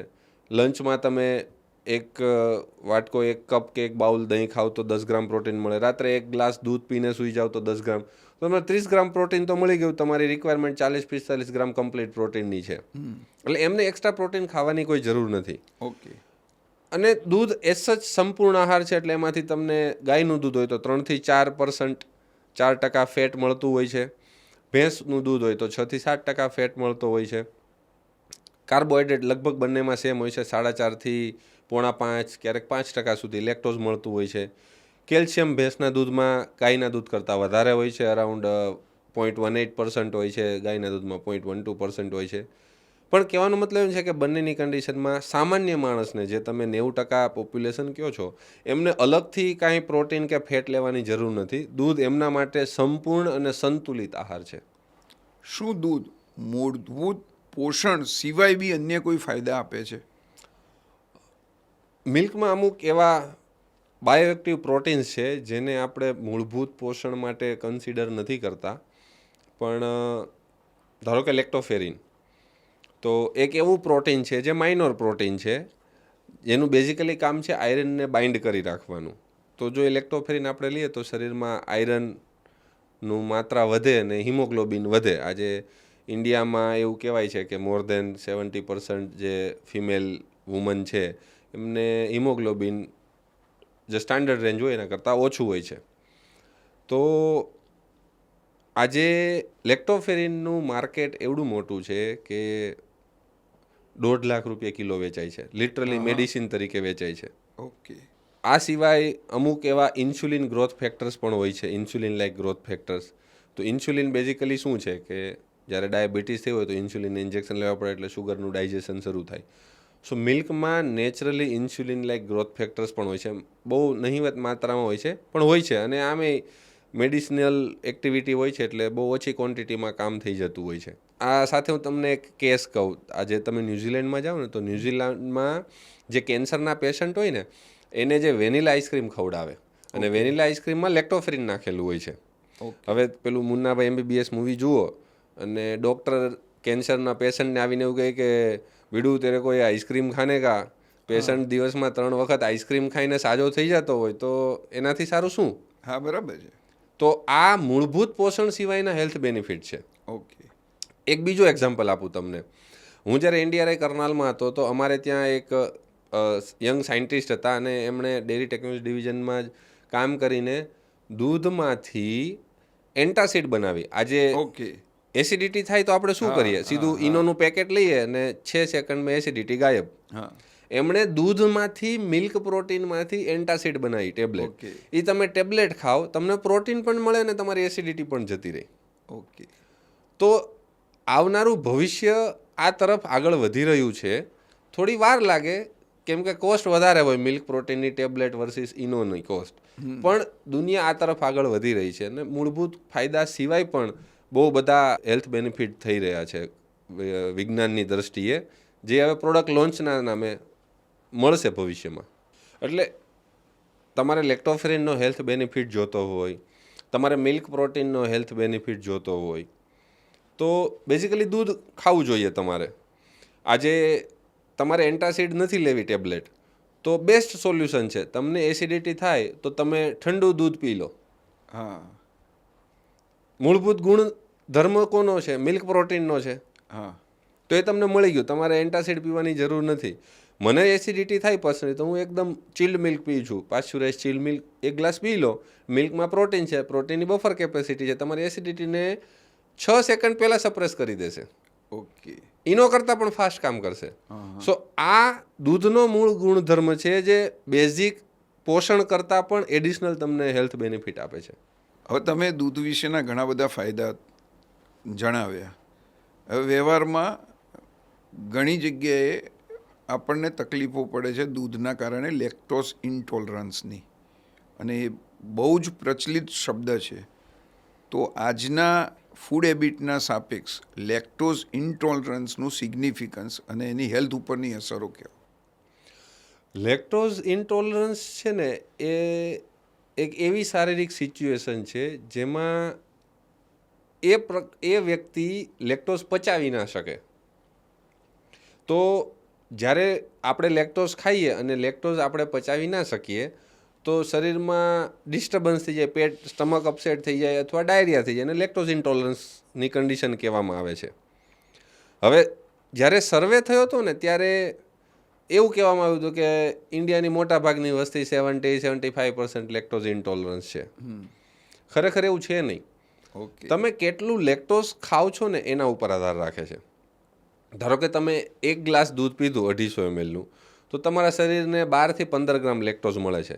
જો તમે 12 થી 15 ગ્રામ લેક્ટોઝ પચાવી શકતા હોય તો તમે 1 ગ્લાસ દૂધ પીવો, કોઈ પ્રોબ્લેમ નથી. હા. તો ઘણી વખત કેવું થતું હોય છે કે બહુ બધા માર્કેટિંગ એજન્ડા હોય છે. ઓકે. લેક્ટોઝ ઇન્ટોલરન્સ છે તો તમે લેક્ટોઝ ફ્રી મિલ્ક પીવો. જો લેક્ટોઝ ફ્રી મિલ્ક બનાવવું છે તો અમારા આ ટેકનોલોજી કે આ ઇન્ગ્રેડિયન્ટ ખરીદો. તો ઇન્ગ્રેડિયન્ટ વેચવા માટે સર્વે કરાવવામાં આવે, અને સર્વેમાં એવું કહેવામાં આવે કે લોકો લેક્ટોઝ ઇન્ટોલરન્ટ છે અને તમારે આ દૂધ પીવું જોઈએ એટલે અમારો બિઝનેસ ચાલે. કાઇન્ડ ઓફ પ્રોપોગેન્ડા હોઈ શકે આ. ઓકે. પણ હું તમને મારો પર્સનલ અનુભવ કહું. હું કલકત્તામાં મારા એક કસ્ટમર છે, બહુ રેપ્યુટેડ કસ્ટમર છે અને વર્ષો જૂની બ્રાન્ડ છે. હું જ્યારે એમની સાથે કામ કરતો હતો ત્યારે મને એક વસ્તુ ખબર પડી કે આઈટીસી કરીને કંપની છે ને, એમણે નોર્થ ઇસ્ટ અને કલકત્તા વેસ્ટ બેંગોલ માર્કેટ માટે લેક્ટોઝ ફ્રી મિલ્ક લોન્ચ કર્યું. તો આપણે અહીંયા જે અમૂલ ગોલ્ડ કે અમૂલ શક્તિ કે અમૂલ તાજ આવે છે, સેમ ટુ સેમ, પણ લગભગ આશીર્વાદ બ્રાન્ડમાં લેક્ટોઝ ફ્રી મિલ્ક લોન્ચ કર્યું અને ફેલ ગયું. ઓકે. એટલે હું પોતે એવું વિચારતો હતો, આ ફિલ્ડમાં આટલા વર્ષોથી છું, કે ભાઈ વેસ્ટ બેંગોલ ને ત્યાંના લોકો છે છના શા માટે ખાય, કે ભાઈ લેક્ટોઝ બધું પાણીમાં નીકળી જાય એટલે પ્રોટીન ને ફેટ એમને ન્યુટ્રિશનમાં મળે અને લેક્ટોઝ ઇન્ટોલરન્સ ઘટી જાય. પણ લોકોએ ના લીધું. પછી મને ખબર પડી કે ત્યાંના લોકો ડેઈલી દૂધમાંથી બનેલી ચા પીવે છે, સાંજે 1 કપ જેટલું, અડધો કપ જેટલી ખીર પણ ખાય છે, કોઈને કંઈ પ્રોબ્લેમ નથી થતો. હવે એની જગ્યાએ હું આજે 1 લીટર દૂધ પીવું તો મારા શરીરને 50 ગ્રામ લેક્ટોઝ મળે તો બની શકે મને ડાયરિયા થાય. ઓકે. તો એ ઇન્ડિવિજ્યુઅલ વસ્તુ છે, એને જેનરિક ના બનાવવી જોઈએ. ઓકે. અને જો ખરેખર લોકોને પ્રોબ્લેમ હોય તો આજે ભારતીય સંસ્કૃતિમાં દૂધ, ચા, રબડી, ખીર, બાસુંદી આ બધું તો વર્ષોથી સંકળાયેલું છે. તો આજ સુધી તો લેક્ટોઝ ઇન્ટોલરન્સ હતું નહીં, હવે અચાનક ક્યાંથી ઊભું થઈ ગયું? ઓકે. એટલે લેક્ટોઝ ઇન્ટોલરન્સ બીમારી નથી, પણ હા, બહુ ઓછા કેસમાં અમુકના શરીરને અનુકૂળ ના આવતું હોય અને લેક્ટોઝ વધારે ખાય, ઇન શોર્ટ દૂધ વધારે પીવે, તો સ્ટમક અપસેટ થાય. પણ આ ટેમ્પરરી કન્ડિશન છે. ધારો કે સવારે મેં 1 ગ્લાસ દૂધ પીધો તો 1 જ કલાકમાં મારું સ્ટમક અપસેટ થશે અને જે થવાનું છે ને એ બીજા 1 કલાકમાં થઈ જશે. 10-11 વાગ્યા પછી મારા શરીરમાં કશું નહીં હોય. ઓકે. એટલે એ બીમારી નથી, એ એવી કન્ડિશન છે કે મારું શરીર દૂધમાં રહેલું લેક્ટોઝ વધારે પચાવી નથી શકતું. તો 2 ઓપ્શન છે મારી પાસે. હું પોર્શન સાઇઝ કંટ્રોલ કરું. હવે મેં તમને ઉદાહરણ શું આપ્યું કે વેસ્ટ બેંગોલમાં કે ત્યાં લોકો ચા પીવે છે, કશું નથી થતું. તમે ચા કેટલી પીવો? 50 ml, 100 ml, એટલી ક્વોન્ટિટીમાં લેક્ટોઝ ઓછું હોય એટલે તમને કશું ના થાય. તમે રાત્રે જમતી વખતે ખીર ખાઓ તો તમે શું કરો? દૂધ લ્યો, એમાં રાઈસ કે ચોખા નાખો અને બોઇલ કરો. હવે તમે 100 ગ્રામ ખીર ખાઓ છો તો 100 ગ્રામ ખીરમાં 15 ગ્રામ, 10 થી 15 ગ્રામ તો રાઈસ ને શુગર હોય. તો દૂધ તમારું 80 ગ્રામ થયું. 80 ગ્રામના 4.5% લેખે તમારા હાથમાં 3.5-4 ગ્રામ વધીને 4.5 ગ્રામ ભેંસનું દૂધ હોય તો એટલું લેક્ટોઝ આવે. એમાં શું તમને લેક્ટોઝ ઇન્ટોલરન્સ થવાનું? તો તમારી પાસે 2 ઓપ્શન છે. તમે તમારું પોર્શન સાઇઝ કંટ્રોલ કરો, દૂધની ક્વોન્ટિટી ઓછી કરો.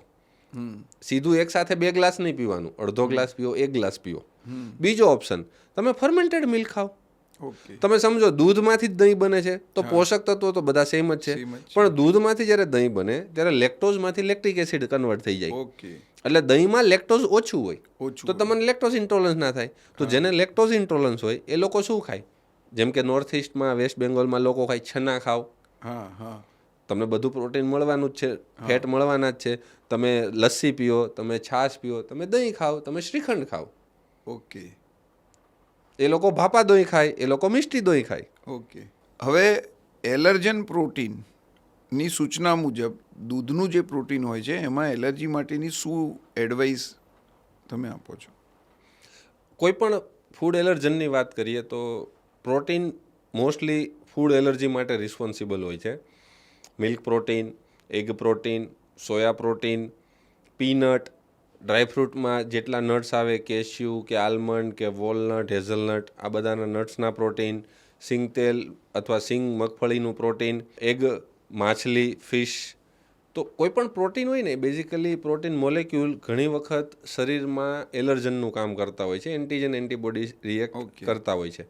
અને વૈશ્વિક સ્તરે જે સર્વે થયેલો છે એ પ્રમાણે આખી વિશ્વની 2% વસ્તી, 2% પોપ્યુલેશન એલર્જીક છે. તો એલર્જીમાં એવું થાય કે આપણે એ પર્ટિક્યુલર જો પ્રોટીન ખાઈએ જેની એલર્જી હોય આપણને, તો બોડીમાં અમુક એડવર્સ રિએક્ટિવિટી આવે. જેમ કે આપણે વેક્સિન લઈએ તો તાવ આવે, એવી રીતે એલર્જન પ્રોટીન આપણે ખાઈએ ને તો શરીરમાં સ્કિન ઉપર ઇચિંગ થાય, થોડી બળતરા થાય, સ્કિન ઉપર રેડ સ્પોટ, કે બાળકોને તમે જોયું હશે કે ક્યારેક બોટલનું દૂધ આપે તો ગાલ ઉપર થોડા સ્પોટ્સ થઈ ગયો, આવી બધી એક્ટિવિટી થાય. પણ આ કોઈ જીવલેણ કે હાનિકારક એવી હોતી નથી, ટેમ્પરરી હોય છે ને રિઝોલ્વ થઈ જતી હોય છે. ઓકે. પણ એલર્જનમાં લેક્ટોઝ ઇન્ટોલરન્સ જેવું નથી. એલર્જનમાં ધારો કે તમને મગફળીની એલર્જી હોય અને તમે મગફળીનો 1 દાણો ખાઓ કે મગફળીના 10 દાણા ખાઓ, તમારું બોડી રિએક્ટ કરવાનું જ છે. ઓકે. સિમિલરલી જો કોઈને મિલ્ક પ્રોટીનની એલર્જી હોય તો એને મિલ્ક ના ખાવું જોઈએ. હવે જ્યાં સુધી મારો અંદાજો છે ત્યાં સુધી લગભગ એટલીસ્ટ ઇન્ડિયામાં મેં કોઈ દિવસ એવા કોઈ વ્યક્તિને જોયું નથી જેને દૂધ પીવાથી એલર્જી થતી હોય. ઓકે.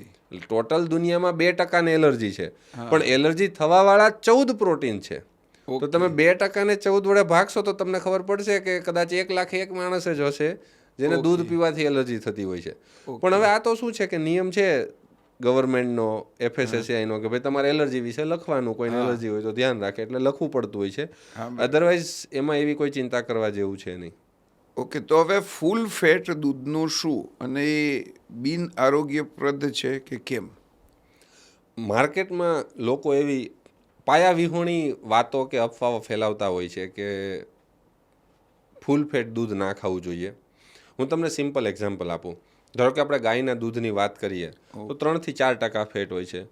ભેંસના દૂધની વાત કરો તો 6 થી 7% ફેટ હોય છે. તો હું 1 ગ્લાસ એટલે કે 250 ml દૂધ પીવું, ભેંસનું દૂધ પીવું, તો મને 1 ગ્લાસ દૂધમાંથી 15 ગ્રામ ફેટ મળે છે. ઓકે. 15 ગ્રામ ફેટની સાથે સાથે મને એસેન્શિયલ ફેટી એસિડ મળે છે, vitamin A, vitamin D, vitamin E પણ મળે છે, અને કોલેસ્ટેરોલ પણ મળે છે. Essential fatty acid plus cholesterol plus vitamins, આ ત્રણેય વસ્તુ અને 15 ગ્રામ ફેટ મળે છે. ઓકે. પણ હું ખાલી એક સમોસું ખાઉં, જે 100, 125, 150 ગ્રામનું હોય, ઓકે, તો એમાં 30% ફેટ હોય, તો સીધું મને 30 ગ્રામ ફેટ મળે છે, જે પામ તેલ છે. ઓકે. એમાં નથી એસેન્શિયલ ફેટી એસિડ, નથી કોલેસ્ટેરોલ, નથી વિટામિન A કે વિટામિન D. એટલે ફૂલ ફેટ દૂધ સ્વાસ્થ્ય માટે નુકસાનકારક છે એ ટોટલી પાયાવિહોણી વાત છે. ઇનફેક્ટ રિયાલિટી એ છે કે ફૂલ ફેટ દૂધ જ બેલેન્સ ફૂડ છે. આજે આપણે દૂધને સંપૂર્ણ આહાર શા માટે કહીએ છીએ? એમાંથી ફેટ મળે, એમાંથી પ્રોટીન મળે, એમાંથી કાર્બોહાઈડ્રેટ મળે, એમાંથી વિટામિન્સ મળે, એમાંથી મિનરલ્સ મળે, એમાંથી મેડિસિનલ તત્વો પણ મળે. હવે તમે ફેટ જ ના રાખો તો સંપૂર્ણ આહાર રહ્યો નહીં દૂધનો. એટલે દૂધ ફેટવાળું, ફૂલ ફેટવાળું જ પીવું જોઈએ. ગાયનું દૂધ હોય જે પણ નેચરલી 3, 4, 5% સુધી ફેટ આવે, ભેંસનું હોય 6, 7% સુધી આવે. ફૂલ ફેટ દૂધ સ્વાસ્થ્ય માટે બહુ જ સારું છે. હવે આજકાલ વિગનની બહુ લોકપ્રિયતા થઈ રહી છે, જેમાં દૂધ અને ડેરી પ્રોડક્ટનું રિસ્ટ્રિક્શન કરવામાં આવી રહ્યું છે અને બહુ પ્રચાર કરવામાં આવ્યો છે. એની હકીકત સાયન્સની દ્રષ્ટિએ શું છે? જો દૂધનો પહેલાં તો કોઈ વિકલ્પ જ નથી. ઓકે. કેમ કે મેં જે તમને સમજાવ્યું કે દૂધ સંપૂર્ણ આહાર શા માટે છે, આવા એક પણ પોષક તત્વો, એક પણ સ્વાસ્થ્યવર્ધક તત્વો, એલિમેન્ટ કે એક્ટિવિટી બીજા કોઈ ફૂડમાં છે નહીં. એટલે પ્રેક્ટિકલી દૂધનું કોઈ ઓલ્ટરનેટિવ નથી.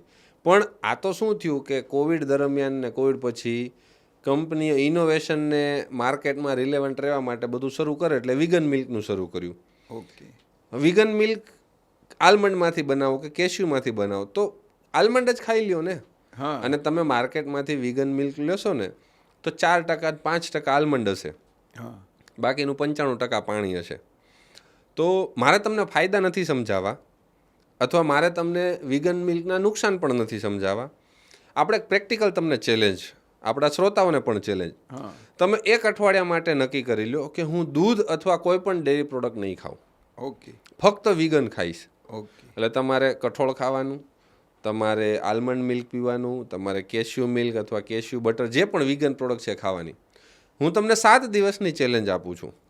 દૂધની જગ્યાએ સોયા મિલ્ક પીવાનું, ચા પણ સોયા મિલ્કમાં પીવો, એનું જ દહીં બનાવીને ખાઓ, ટોફુ ખાઓ પનીરની જગ્યાએ. હું તમને 7 દિવસની ચેલેન્જ આપું છું. મને ભરોસો છે ચોથા દિવસે છે ને તમે તમારા ફ્રીજમાં વધેલું જેટલું વિગન મિલ્ક ને બટર ને ટોફુ છે બધું ફેંકી દેશો.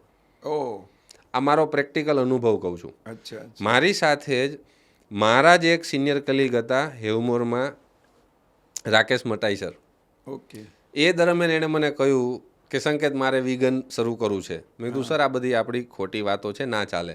એ સોયા મિલ્કને ઉપર લઈ આવ્યા, ચોથા દિવસે એને બધું ફેંકી દીધું.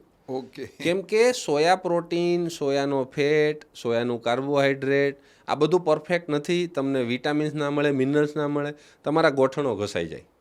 તમારે કેલ્શિયમની મૂવમેન્ટ, બોડીના મૂવમેન્ટ માટે કેલ્શિયમ ને ફેટની જરૂર છે, લુબ્રિકેશનની જરૂર છે. આવા દરેક તત્વો કામના છે. હવે વિગન 2020-21માં શરૂ થયું, 22-23માં ડાઉન થઈ ગયું. આજે તમે આર્ટિફિશિયલ ઇન્ટેલિજન્સને પૂછો, ગૂગલ ઉપર સર્ચ કરો, લગભગ વિગન સ્પેસમાં સારા પ્લેયરો જતા રહ્યા છે. ઓકે. અને લગભગ તમને કોઈ વિગન કોન્સેપ્ટવાળું મળશે નહીં. હવે હું તમને બીજી એંગલથી કહું છું. આપણે ઇન્ડિયન્સ, ખાસ કરીને ગુજરાતી વેજીટેરિયન છીએ, આપણાથી વધારે તો વિગન એ લોકો ખાતા જ નથી જેણે કોન્સેપ્ટ શરૂ કર્યો હોય. આપણે જમવા બેસીએ તો શાક, રોટલી, દાળ, ભાત, ખીચડી, કઢી બધું તો વિગન જ છે. આપણે દૂધ અને દહીં જ સાથે ખાઈએ છીએ અથવા પનીર ખાઈએ છીએ, જે મિલ્ક પ્રોડક્ટ છે, જે ખરેખર એનિમલ સોર્સ કહેવાય. એ તો કૃષ્ણ ભગવાન વખતથી ચાલ્યું આવે છે. અને એ જેમ મેં તમને કહ્યું કે મિલ્ક પ્રોટીન 100માંથી 104 માર્ક આવે છે. એ 4 માર્ક શું કામ આવે છે કે આપણે દાળ ભાત શાક રોટલી ખાઈએ છીએ ને એમાં દાળનું જે પ્રોટીન છે ને, જે ઓછી ક્વોલિટીનું છે, એને આ ઉપર ઉઠાવે છે.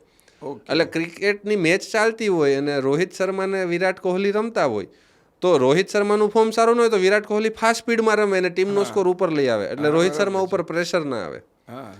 આ રીતે તમે જ્યારે મિલ્ક પ્રોટીન ખાઓ છો તો દાળનું ને ઘઉંનું પ્રોટીન છે ને એની ક્વોલિટી ઇમ્પ્રૂવ થઈ જાય, કેમ કે એની પાસે એક્સ્ટ્રા રન છે, એક્સ્ટ્રા ક્વોલિટી છે. એટલે પ્રેક્ટિકલી મિલ્કનો કોઈ વિકલ્પ નથી. અને આજે બધા પ્રોપોગેન્ડા હતા ઓલમોસ્ટ બધા બંધ થઈ ગયા છે. છતાંય મારી ચેલેન્જ હજુ ઓપન છે 7 દિવસની. ચોથા દિવસે તમે સામેથી મને કહેશો. હવે કેટલાક લોકો મીડિયામાં અને ચર્ચામાં દૂધ અને એની ભેળસેળ અંગેની ચર્ચા કરે છે. તો ઘણીવાર આપણે આ જોતા આવીએ છીએ અને ચર્ચામાં બી જોતા આવીએ છીએ. એમાં તમારું શું માનવું છે? કેટલી હકીકત છે કે દૂધમાં આટલું ભેળસેળ થતું હોય? દૂધમાં જે ભેળસેળ છે ને એ એક એવો ક્રિટિકલ મુદ્દો છે જે લોકોને અશ્વત્થામાં હણાયો એ સ્થિતિમાં લાવીને મૂકી દીધું છે. લોકોને રિયાલિટી ખબર નથી અને હાફ કુક ટ્રુથના નામે પીરસવામાં આવે છે. તમને સિમ્પલ એક્ઝામ્પલ સમજાવું. દૂધમાં ભેળસેળ કયા થાય છે? તો સ્ટાર્ચ નાખે, ઓકે, કોસ્ટિક નાખતા પહેલાં, પ્રિઝર્વેટિવ હોઈ શકે, યુરિયા હોઈ શકે. ગવર્મેન્ટે બધું નીમ કોટેડ યુરિયા કરી દીધું છે, કોઈ યુરિયા નાખતું નથી, સ્ટાર્ચ પણ કોઈ નાખતું નથી. હું જ્યારે એનડીઆરઆઈમાં હતો ને ત્યારે અમારે ત્યાં ડૉક્ટર રાજન શર્મા અને ડેરી કેમિસ્ટ્રીની ટીમે એડલ્ટ્રેશન ડિટેક્શન ઉપર કામ કર્યું અને સ્ટ્રીપ બેઝ ટેસ્ટ કરી. ઓકે. તો એ કોઈ પણ અભણ માણસ પણ એ સ્ટ્રીપ લે, દૂધમાં બોલે અને 1 મિનિટ માટે વેઇટ કરે અને જોવે, જો સ્ટ્રીપમાં કલર ચેન્જ થઈ ગયો તો એ દૂધમાં ભેળસેળ છે. ફક્ત 9-10 રૂપિયાનું એક સ્ટ્રીપ આવે. તો જો ડેરીવાળા આ સ્ટ્રીપ લઈને ટેસ્ટ કરતા હોય એટલે એને ત્યાં દૂધની ભેળસેળ બંધ થઈ ગઈ. એટલે દૂધમાં હવે આજના સમયમાં કોઈ કોસ્ટિક કે યુરિયા કે સ્ટાર્ચ એવું કોઈ નાખતું નથી. હા, દૂધમાં હાલની તારીખે અમુક લોકો ક્રીમમાં, બટરમાં વેજીટેબલ ઓઇલની ભેળસેળ કરે છે, કેમ કે ફેટ વધે તો પૈસા વધારે મળતા હોય છે. પણ હા, અનૈતિક વાત કહેવાય, આપણે એનો સપોર્ટય નથી કરતા. પણ જે મીડિયામાં ન્યૂઝમાં આવે છે એ કેવી રીતે આવે છે કે નકલી દૂધ બનાવતી ફેક્ટરી પકડાણી, કે દૂધના નમૂના ફેલ થયા, કે નકલી પનીર બનાવ્યું. હવે હું થોડું તમને આનું તથ્ય કહું. FSSAI એવું કહે છે કે ભાઈ જો તમે દૂધ વેચતા હોય અને દૂધના નામે વેચતા હોય, ઉપર બીજું કશું ના લખ્યું હોય, તો ભેંસના દૂધના નિયમો લાગુ પડે એને. નહીંતર તમારે લખવું પડે કે આ દૂધ કયું છે. હવે ભેંસના દૂધના નિયમો લાગુ પડે ને એટલે એમાં મિનિમમ 6% ફેટ અને મિનિમમ 9% SNF હોવા જોઈએ. ઓકે. જો તમારા દૂધમાં 6% કરતાં 5.9% ફેટ હોય ને એટલે તમારું સેમ્પલ ફેલ થાય. ઓકે. હવે વિચારવા જેવી વાત એ છે કે જ્યારે ફૂડ ઓફિસર સેમ્પલ લઈને એટલે એમાં જો ફેટ અથવા SNF થોડા ઓછા આવે ને એટલે શું કે નમૂના ફેલ થયા. ઓકે.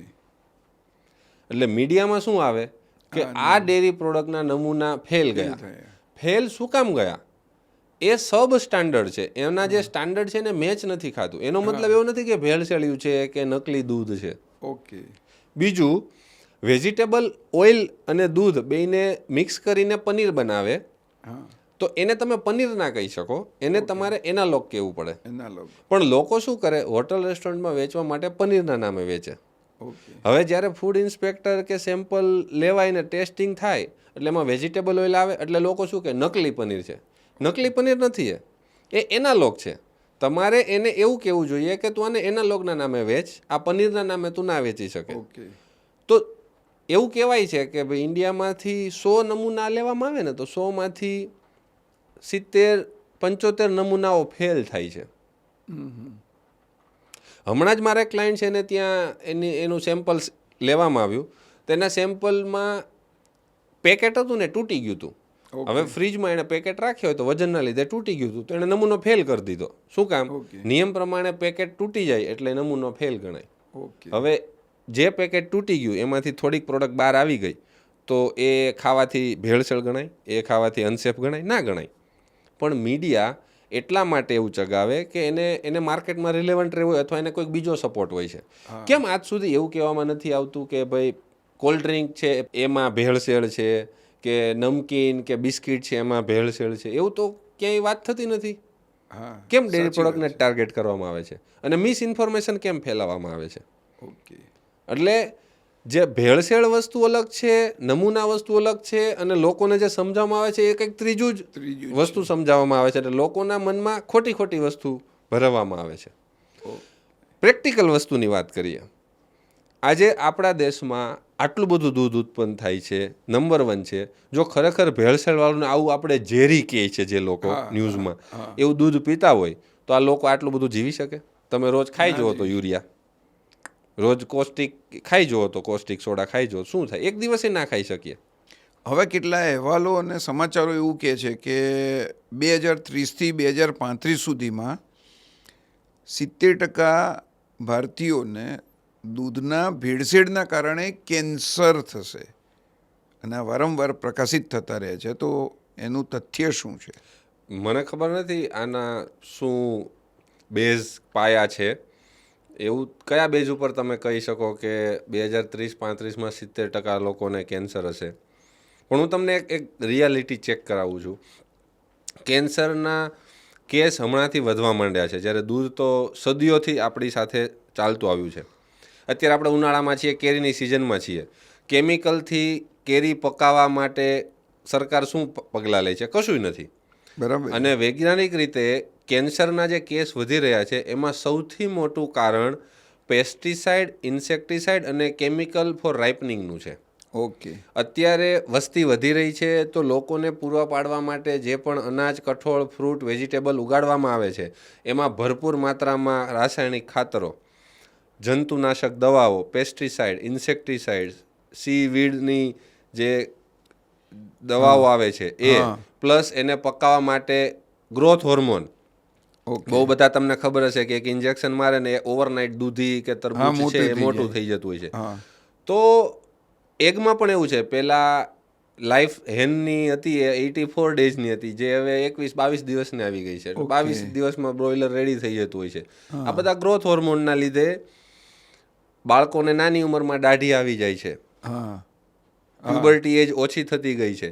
તો આ બધા એના સાઈડ ઇફેક્ટ છે અને એના લીધે લોકોને કેન્સર થાય છે. દૂધ પીવાથી કંઈ કોઈને કેન્સર થતું નથી. પણ આ તો દૂધને બ્લેમ કરવામાં આવી રહ્યું છે. ઓકે, ડેરી ઉદ્યોગ ક્યાં જઈ રહ્યો છે?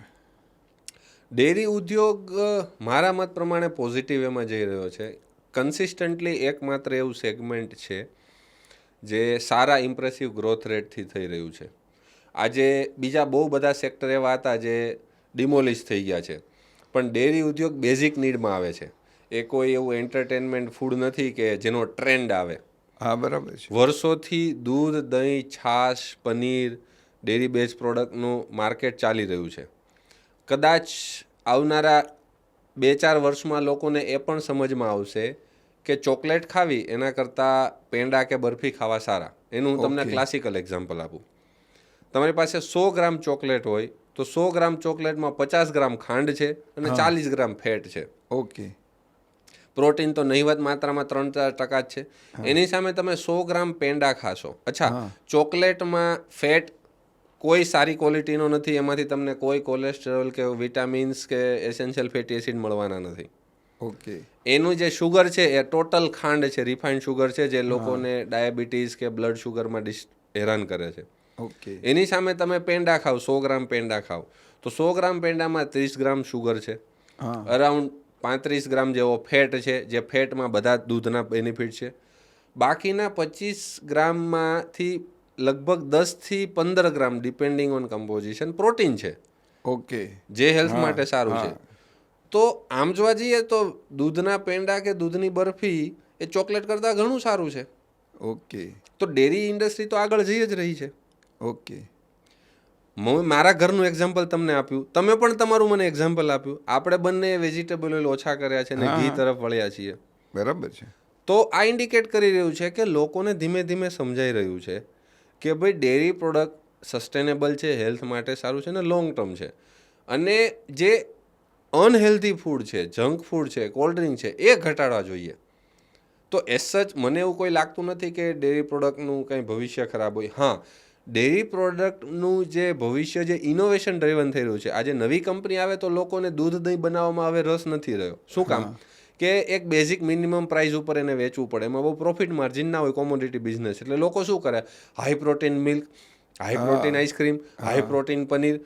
કદાચ તમે જુઓ ને તો બાય ડેફિનેશન પેંડા છે હાઈ પ્રોટીન પ્રોડક્ટમાં આવી જાય. પ્રોટીન જ આવે. હા, બરાબર છે. તો હવે નવી જનરેશનમાં પ્રોડક્ટ શું આવશે, જેમ મેં તમને કહ્યું એમ કે એક એન્ટાસિડ બનાવો, કે મિલ્ક બેઝ એન્ટાસિડ, ઇનોના કે બીજા કોઈ કેમિકલ એન્ટાસિડ લેવા, હા, એના કરતાં મિલ્ક બેઝ એન્ટાસિડ લ્યો.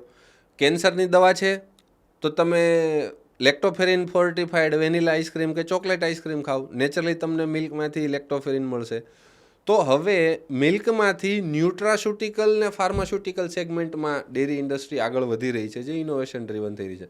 ફ્યુચર હંમેશા બ્રાઇટ છે જ. હમણાં જ વિચાર આવ્યો કે છેલ્લા કેટલાક વર્ષોનો ટ્રેન્ડ આપણે જોઈ રહ્યા છીએ, તો એમાં લગભગ દર દિવાળીમાં આપણા ત્યાં મીઠાઈ વધારે ખાવાનું ચલણ હતું. અને તમે જોશો તો ફૂડ એન્ડ ડ્રગ ડિપાર્ટમેન્ટના ઓફિસર્સ એ મોટી બ્રાન્ડવાળા જે ડેરી ફેટમાંથી પેંડા અને એના રિલેટેડ બધી આઈટમો બનાવતા હતા, એના જ નમૂના ફેલ થઈ ગયા. અને એ જ ટ્રેન્ડમાં, એ જ સમયમાં ચોકલેટ અને મલ્ટીનેશનલ કંપનીઓનું જે આ સુગર બેઝડ બધી વસ્તુ છે એને હેલ્ધી ગણાવીને એનું રૂપકડું પેકિંગ કરવામાં આવે છે. તો મારા ખ્યાલથી આની સાથે સંલગ્ન છે કે આ વ્યવસ્થિત એક પ્રચાર થઈ રહ્યો છે, જેની જગ્યાએ ખરેખર આપણી ટ્રેડિશનલ મીઠાઈઓ એનું સ્થાન હાઈ પ્રોટીનમાં લઈ શકે એમ છે. એમાં સુગરનું ઇન્ટેક જે ઘટાડીને એમાં કંઈક ઇનોવેશન કરે તો મારા ખ્યાલથી ડેરી ઉદ્યોગ વધારે આગળ જઈ શકે. 100%. જે ચોકલેટ કન્ફેક્શનરી છે એ બધા મોટા બ્રાન્ડ એમ્બેસેડરને હાયર કરીએ અને એમનો બિઝનેસ ગ્રો કરવા માટે ડેરી પ્રોડક્ટને એને બ્લેમ કરતું હોય છે. પણ હોઈ શકે થોડા ઘણા નમૂના ફેલ જાય, અને ફેલ શા માટે છે એનું ઉદાહરણ મેં તમને આપ્યું કે ભાઈ સ્ટાન્ડર્ડમાં લખ્યું છે 6% ફેટવા જોઈએ અને 5.9 આવે તો નમૂના ફેલ કરતા હોય છે. અથવા વેજીટેબલ ઓઇલની માત્રા એમાં પકડાણી હોય છે. તો જો પેંડામાં વેજીટેબલ ઓઇલનું માત્રા પકડાય તો ફેક્ટરીને સીલ કરવામાં આવે ને એવું કહે છે કે ભેળસેળ છે, પણ વેજીટેબલ ઓઇલમાંથી બનેલી ચોકલેટ તમે હોશે એકબીજાને ગિફ્ટ કરતા હો છો, તો આ તો ડબલ સ્ટાન્ડર્ડ થઈ ગયું. હા, હા. આ દૂધમાંથી કોઈ ફાર્મસી કે દવા એવું કંઈ ઇનોવેશનમાં બની રહ્યું છે કે બની શકે? બે એક્ઝામ્પલ તો તમારી સામે લાવ્યું છે. ન્યૂઝીલેન્ડમાં લેક્ટોફેરિનવાળું આઈસ્ક્રીમ અને એક એન્ટાસિડ બની ગઈ છે. એક ત્રીજું હું તમને એક્ઝામ્પલ આપું છું. હું જ્યારે સેન્ટ્રલ ગવર્મેન્ટમાં હતો ને ત્યારે માર્ચ મહિનામાં પ્રેશર વધારે હોય અમારે, તો અમે જ્યારે કોઈ બજેટરી ફાઇલ લઈને જઈએ ને એટલે જે ક્લેરિકલ સ્ટાફ હોય ને થોડો સ્ટ્રેસમાં હોય એટલે જલ્દી એન્ટરટેન ના કરે. એટલે બિકોઝ આ બધું હું જાણતો હતો એટલે હું શું કરું, એમની પાસે જાઉં ને એટલે એક ગ્લાસમાં વે ડ્રિંક બનાવીને લઈ જાઉં. એટલે બેઝિકલી ચીઝ અથવા પનીરનું વે હોય એમાં થોડું લીંબુ નીચોવી દઉં અને જઈને પહેલાં એને એક ગ્લાસે વે ડ્રિંક આપું. ઓકે. અને પીવે ને પછી એને ફાઇલ આપું. ઓકે. એટલે લોકોને કદાચ એવું લાગે કે આ રિશ્વત જેવી કહેવાય, હા, કેસ નથી પણ એક ઓબ્લાઇઝ કર્યું કહેવાય. હા, પણ હકીકત એ છે કે જ્યારે માર્ચ મહિનો છે, ઉનાળાનો સમય છે, ટેમ્પરેચર વધારે છે, કેમ કે હું ક્લાસ વન ઓફિસર હતો, મારી ઓફિસમાં એસી હોય, ક્લર્કની ઓફિસમાં એસી ના હોય, એટલે એક તો ટેમ્પરેચરનો લોડ, બીજું માર્ચમાં સિઝનનો લોડ, બધી સ્ક્રુટિની હોય થતી હોય એની માટે. એક ગ્લાસ વે ડ્રિંક દેવાથી એ વ્યક્તિનું બોડી ટેમ્પરેચર ડાઉન થાય. અચ્છા. મિલ્કના બાયોએક્ટિવ પેપ્ટાઇડ હોય એટલે એનું સ્ટ્રેસ લેવલ ડાઉન થાય, થોડો ખુશ થાય. ઓકે. ટ્રિપ્ટોફાન જાય, સિરોટોનિન ને મેલાટોનિન બને એટલે હેપી હોર્મોન થાય, બોડી રિલેક્સ થાય. તો એને મારું કામ કરવાની મજા આવે, એટલે મારી ફાઇલ જલ્દી એન્ટરટેન કરે. બરાબર છે. તો આ ફંડા હું મારા પર્સનલ યુઝ માટે એ સમય વાપરતો હતો. શું આપણે આ ટાઈપના બેવરેજ બનાવી શકીએ કે લોકો બ્લડ પ્રેશરના કે સ્ટ્રેસના પેશન્ટ છે એને રોજ રાત્રે એક બોટલ આ ડ્રિંક પીવાનું, જે ડેરી ડ્રિંક છે, મિલ્કનું ડ્રિંક છે, વે ડ્રિંક છે અથવા મિલ્ક પ્રોટીન ડ્રિંક છે, ફાયદો થઈ શકે? સાયન્સ છે, પ્રોડક્ટ માર્કેટમાં નથી. ઓકે. એટલે ભવિષ્યમાં આ પ્રોડક્ટ આવવાની જ છે. હવે આજે અમૂલ પણ દૂધમાંથી બહાર આવીને વેલ્યુ એડેડ પ્રોડક્ટ વેચે છે, પ્રોટીનને પ્રમોટ કરે છે. આવનારા સમયમાં અમૂલ જ આ ટાઈપની પ્રોડક્ટ કરી શકે એવી બહુ બધા નવા સ્ટાર્ટઅપ છે. આજે નવા સ્ટાર્ટઅપ આવે તો એને આઈસ્ક્રીમ નથી બનાવે, શુગર ફ્રી આઈસ્ક્રીમ બનાવશે, એ હાઈ પ્રોટીન મિલ્ક બનાવશે. તો હવે મેડિસિનલ હેલ્થ બેનિફિટ વાળી પ્રોડક્ટ આવી રહી છે અને બહુ બધા લોકો આમાં ફોર્ટિફાઈ કરે છે, કોમ્પ્લિમેન્ટ કરે, માઇક્રોબાયોલોજીકલી અથવા વનસ્પતિમાંથી, જેમ કે કર્ક્યુમિન છે. આપણને ખબર છે કે હળદરવાળું દૂધ પીવાથી અલ્ઝાઇમર ડિસીઝ ના થાય. તો મેડિસિનલ ડાયરેક્શનમાં પણ ડેરી ઇન્ડસ્ટ્રી આગળ વધી રહી છે. આભાર ડૉક્ટર સંકેત. તમે ખરેખર બહુ સ્પષ્ટ રીતે બધું વિગતવાર સમજાયું અને દર્શકોને ખૂબ આમાં જાણવા મળ્યું હશે. પણ એટલા બધા વિષયો આપ્યા કે ફરી પોડકાસ્ટ કરવું પડે.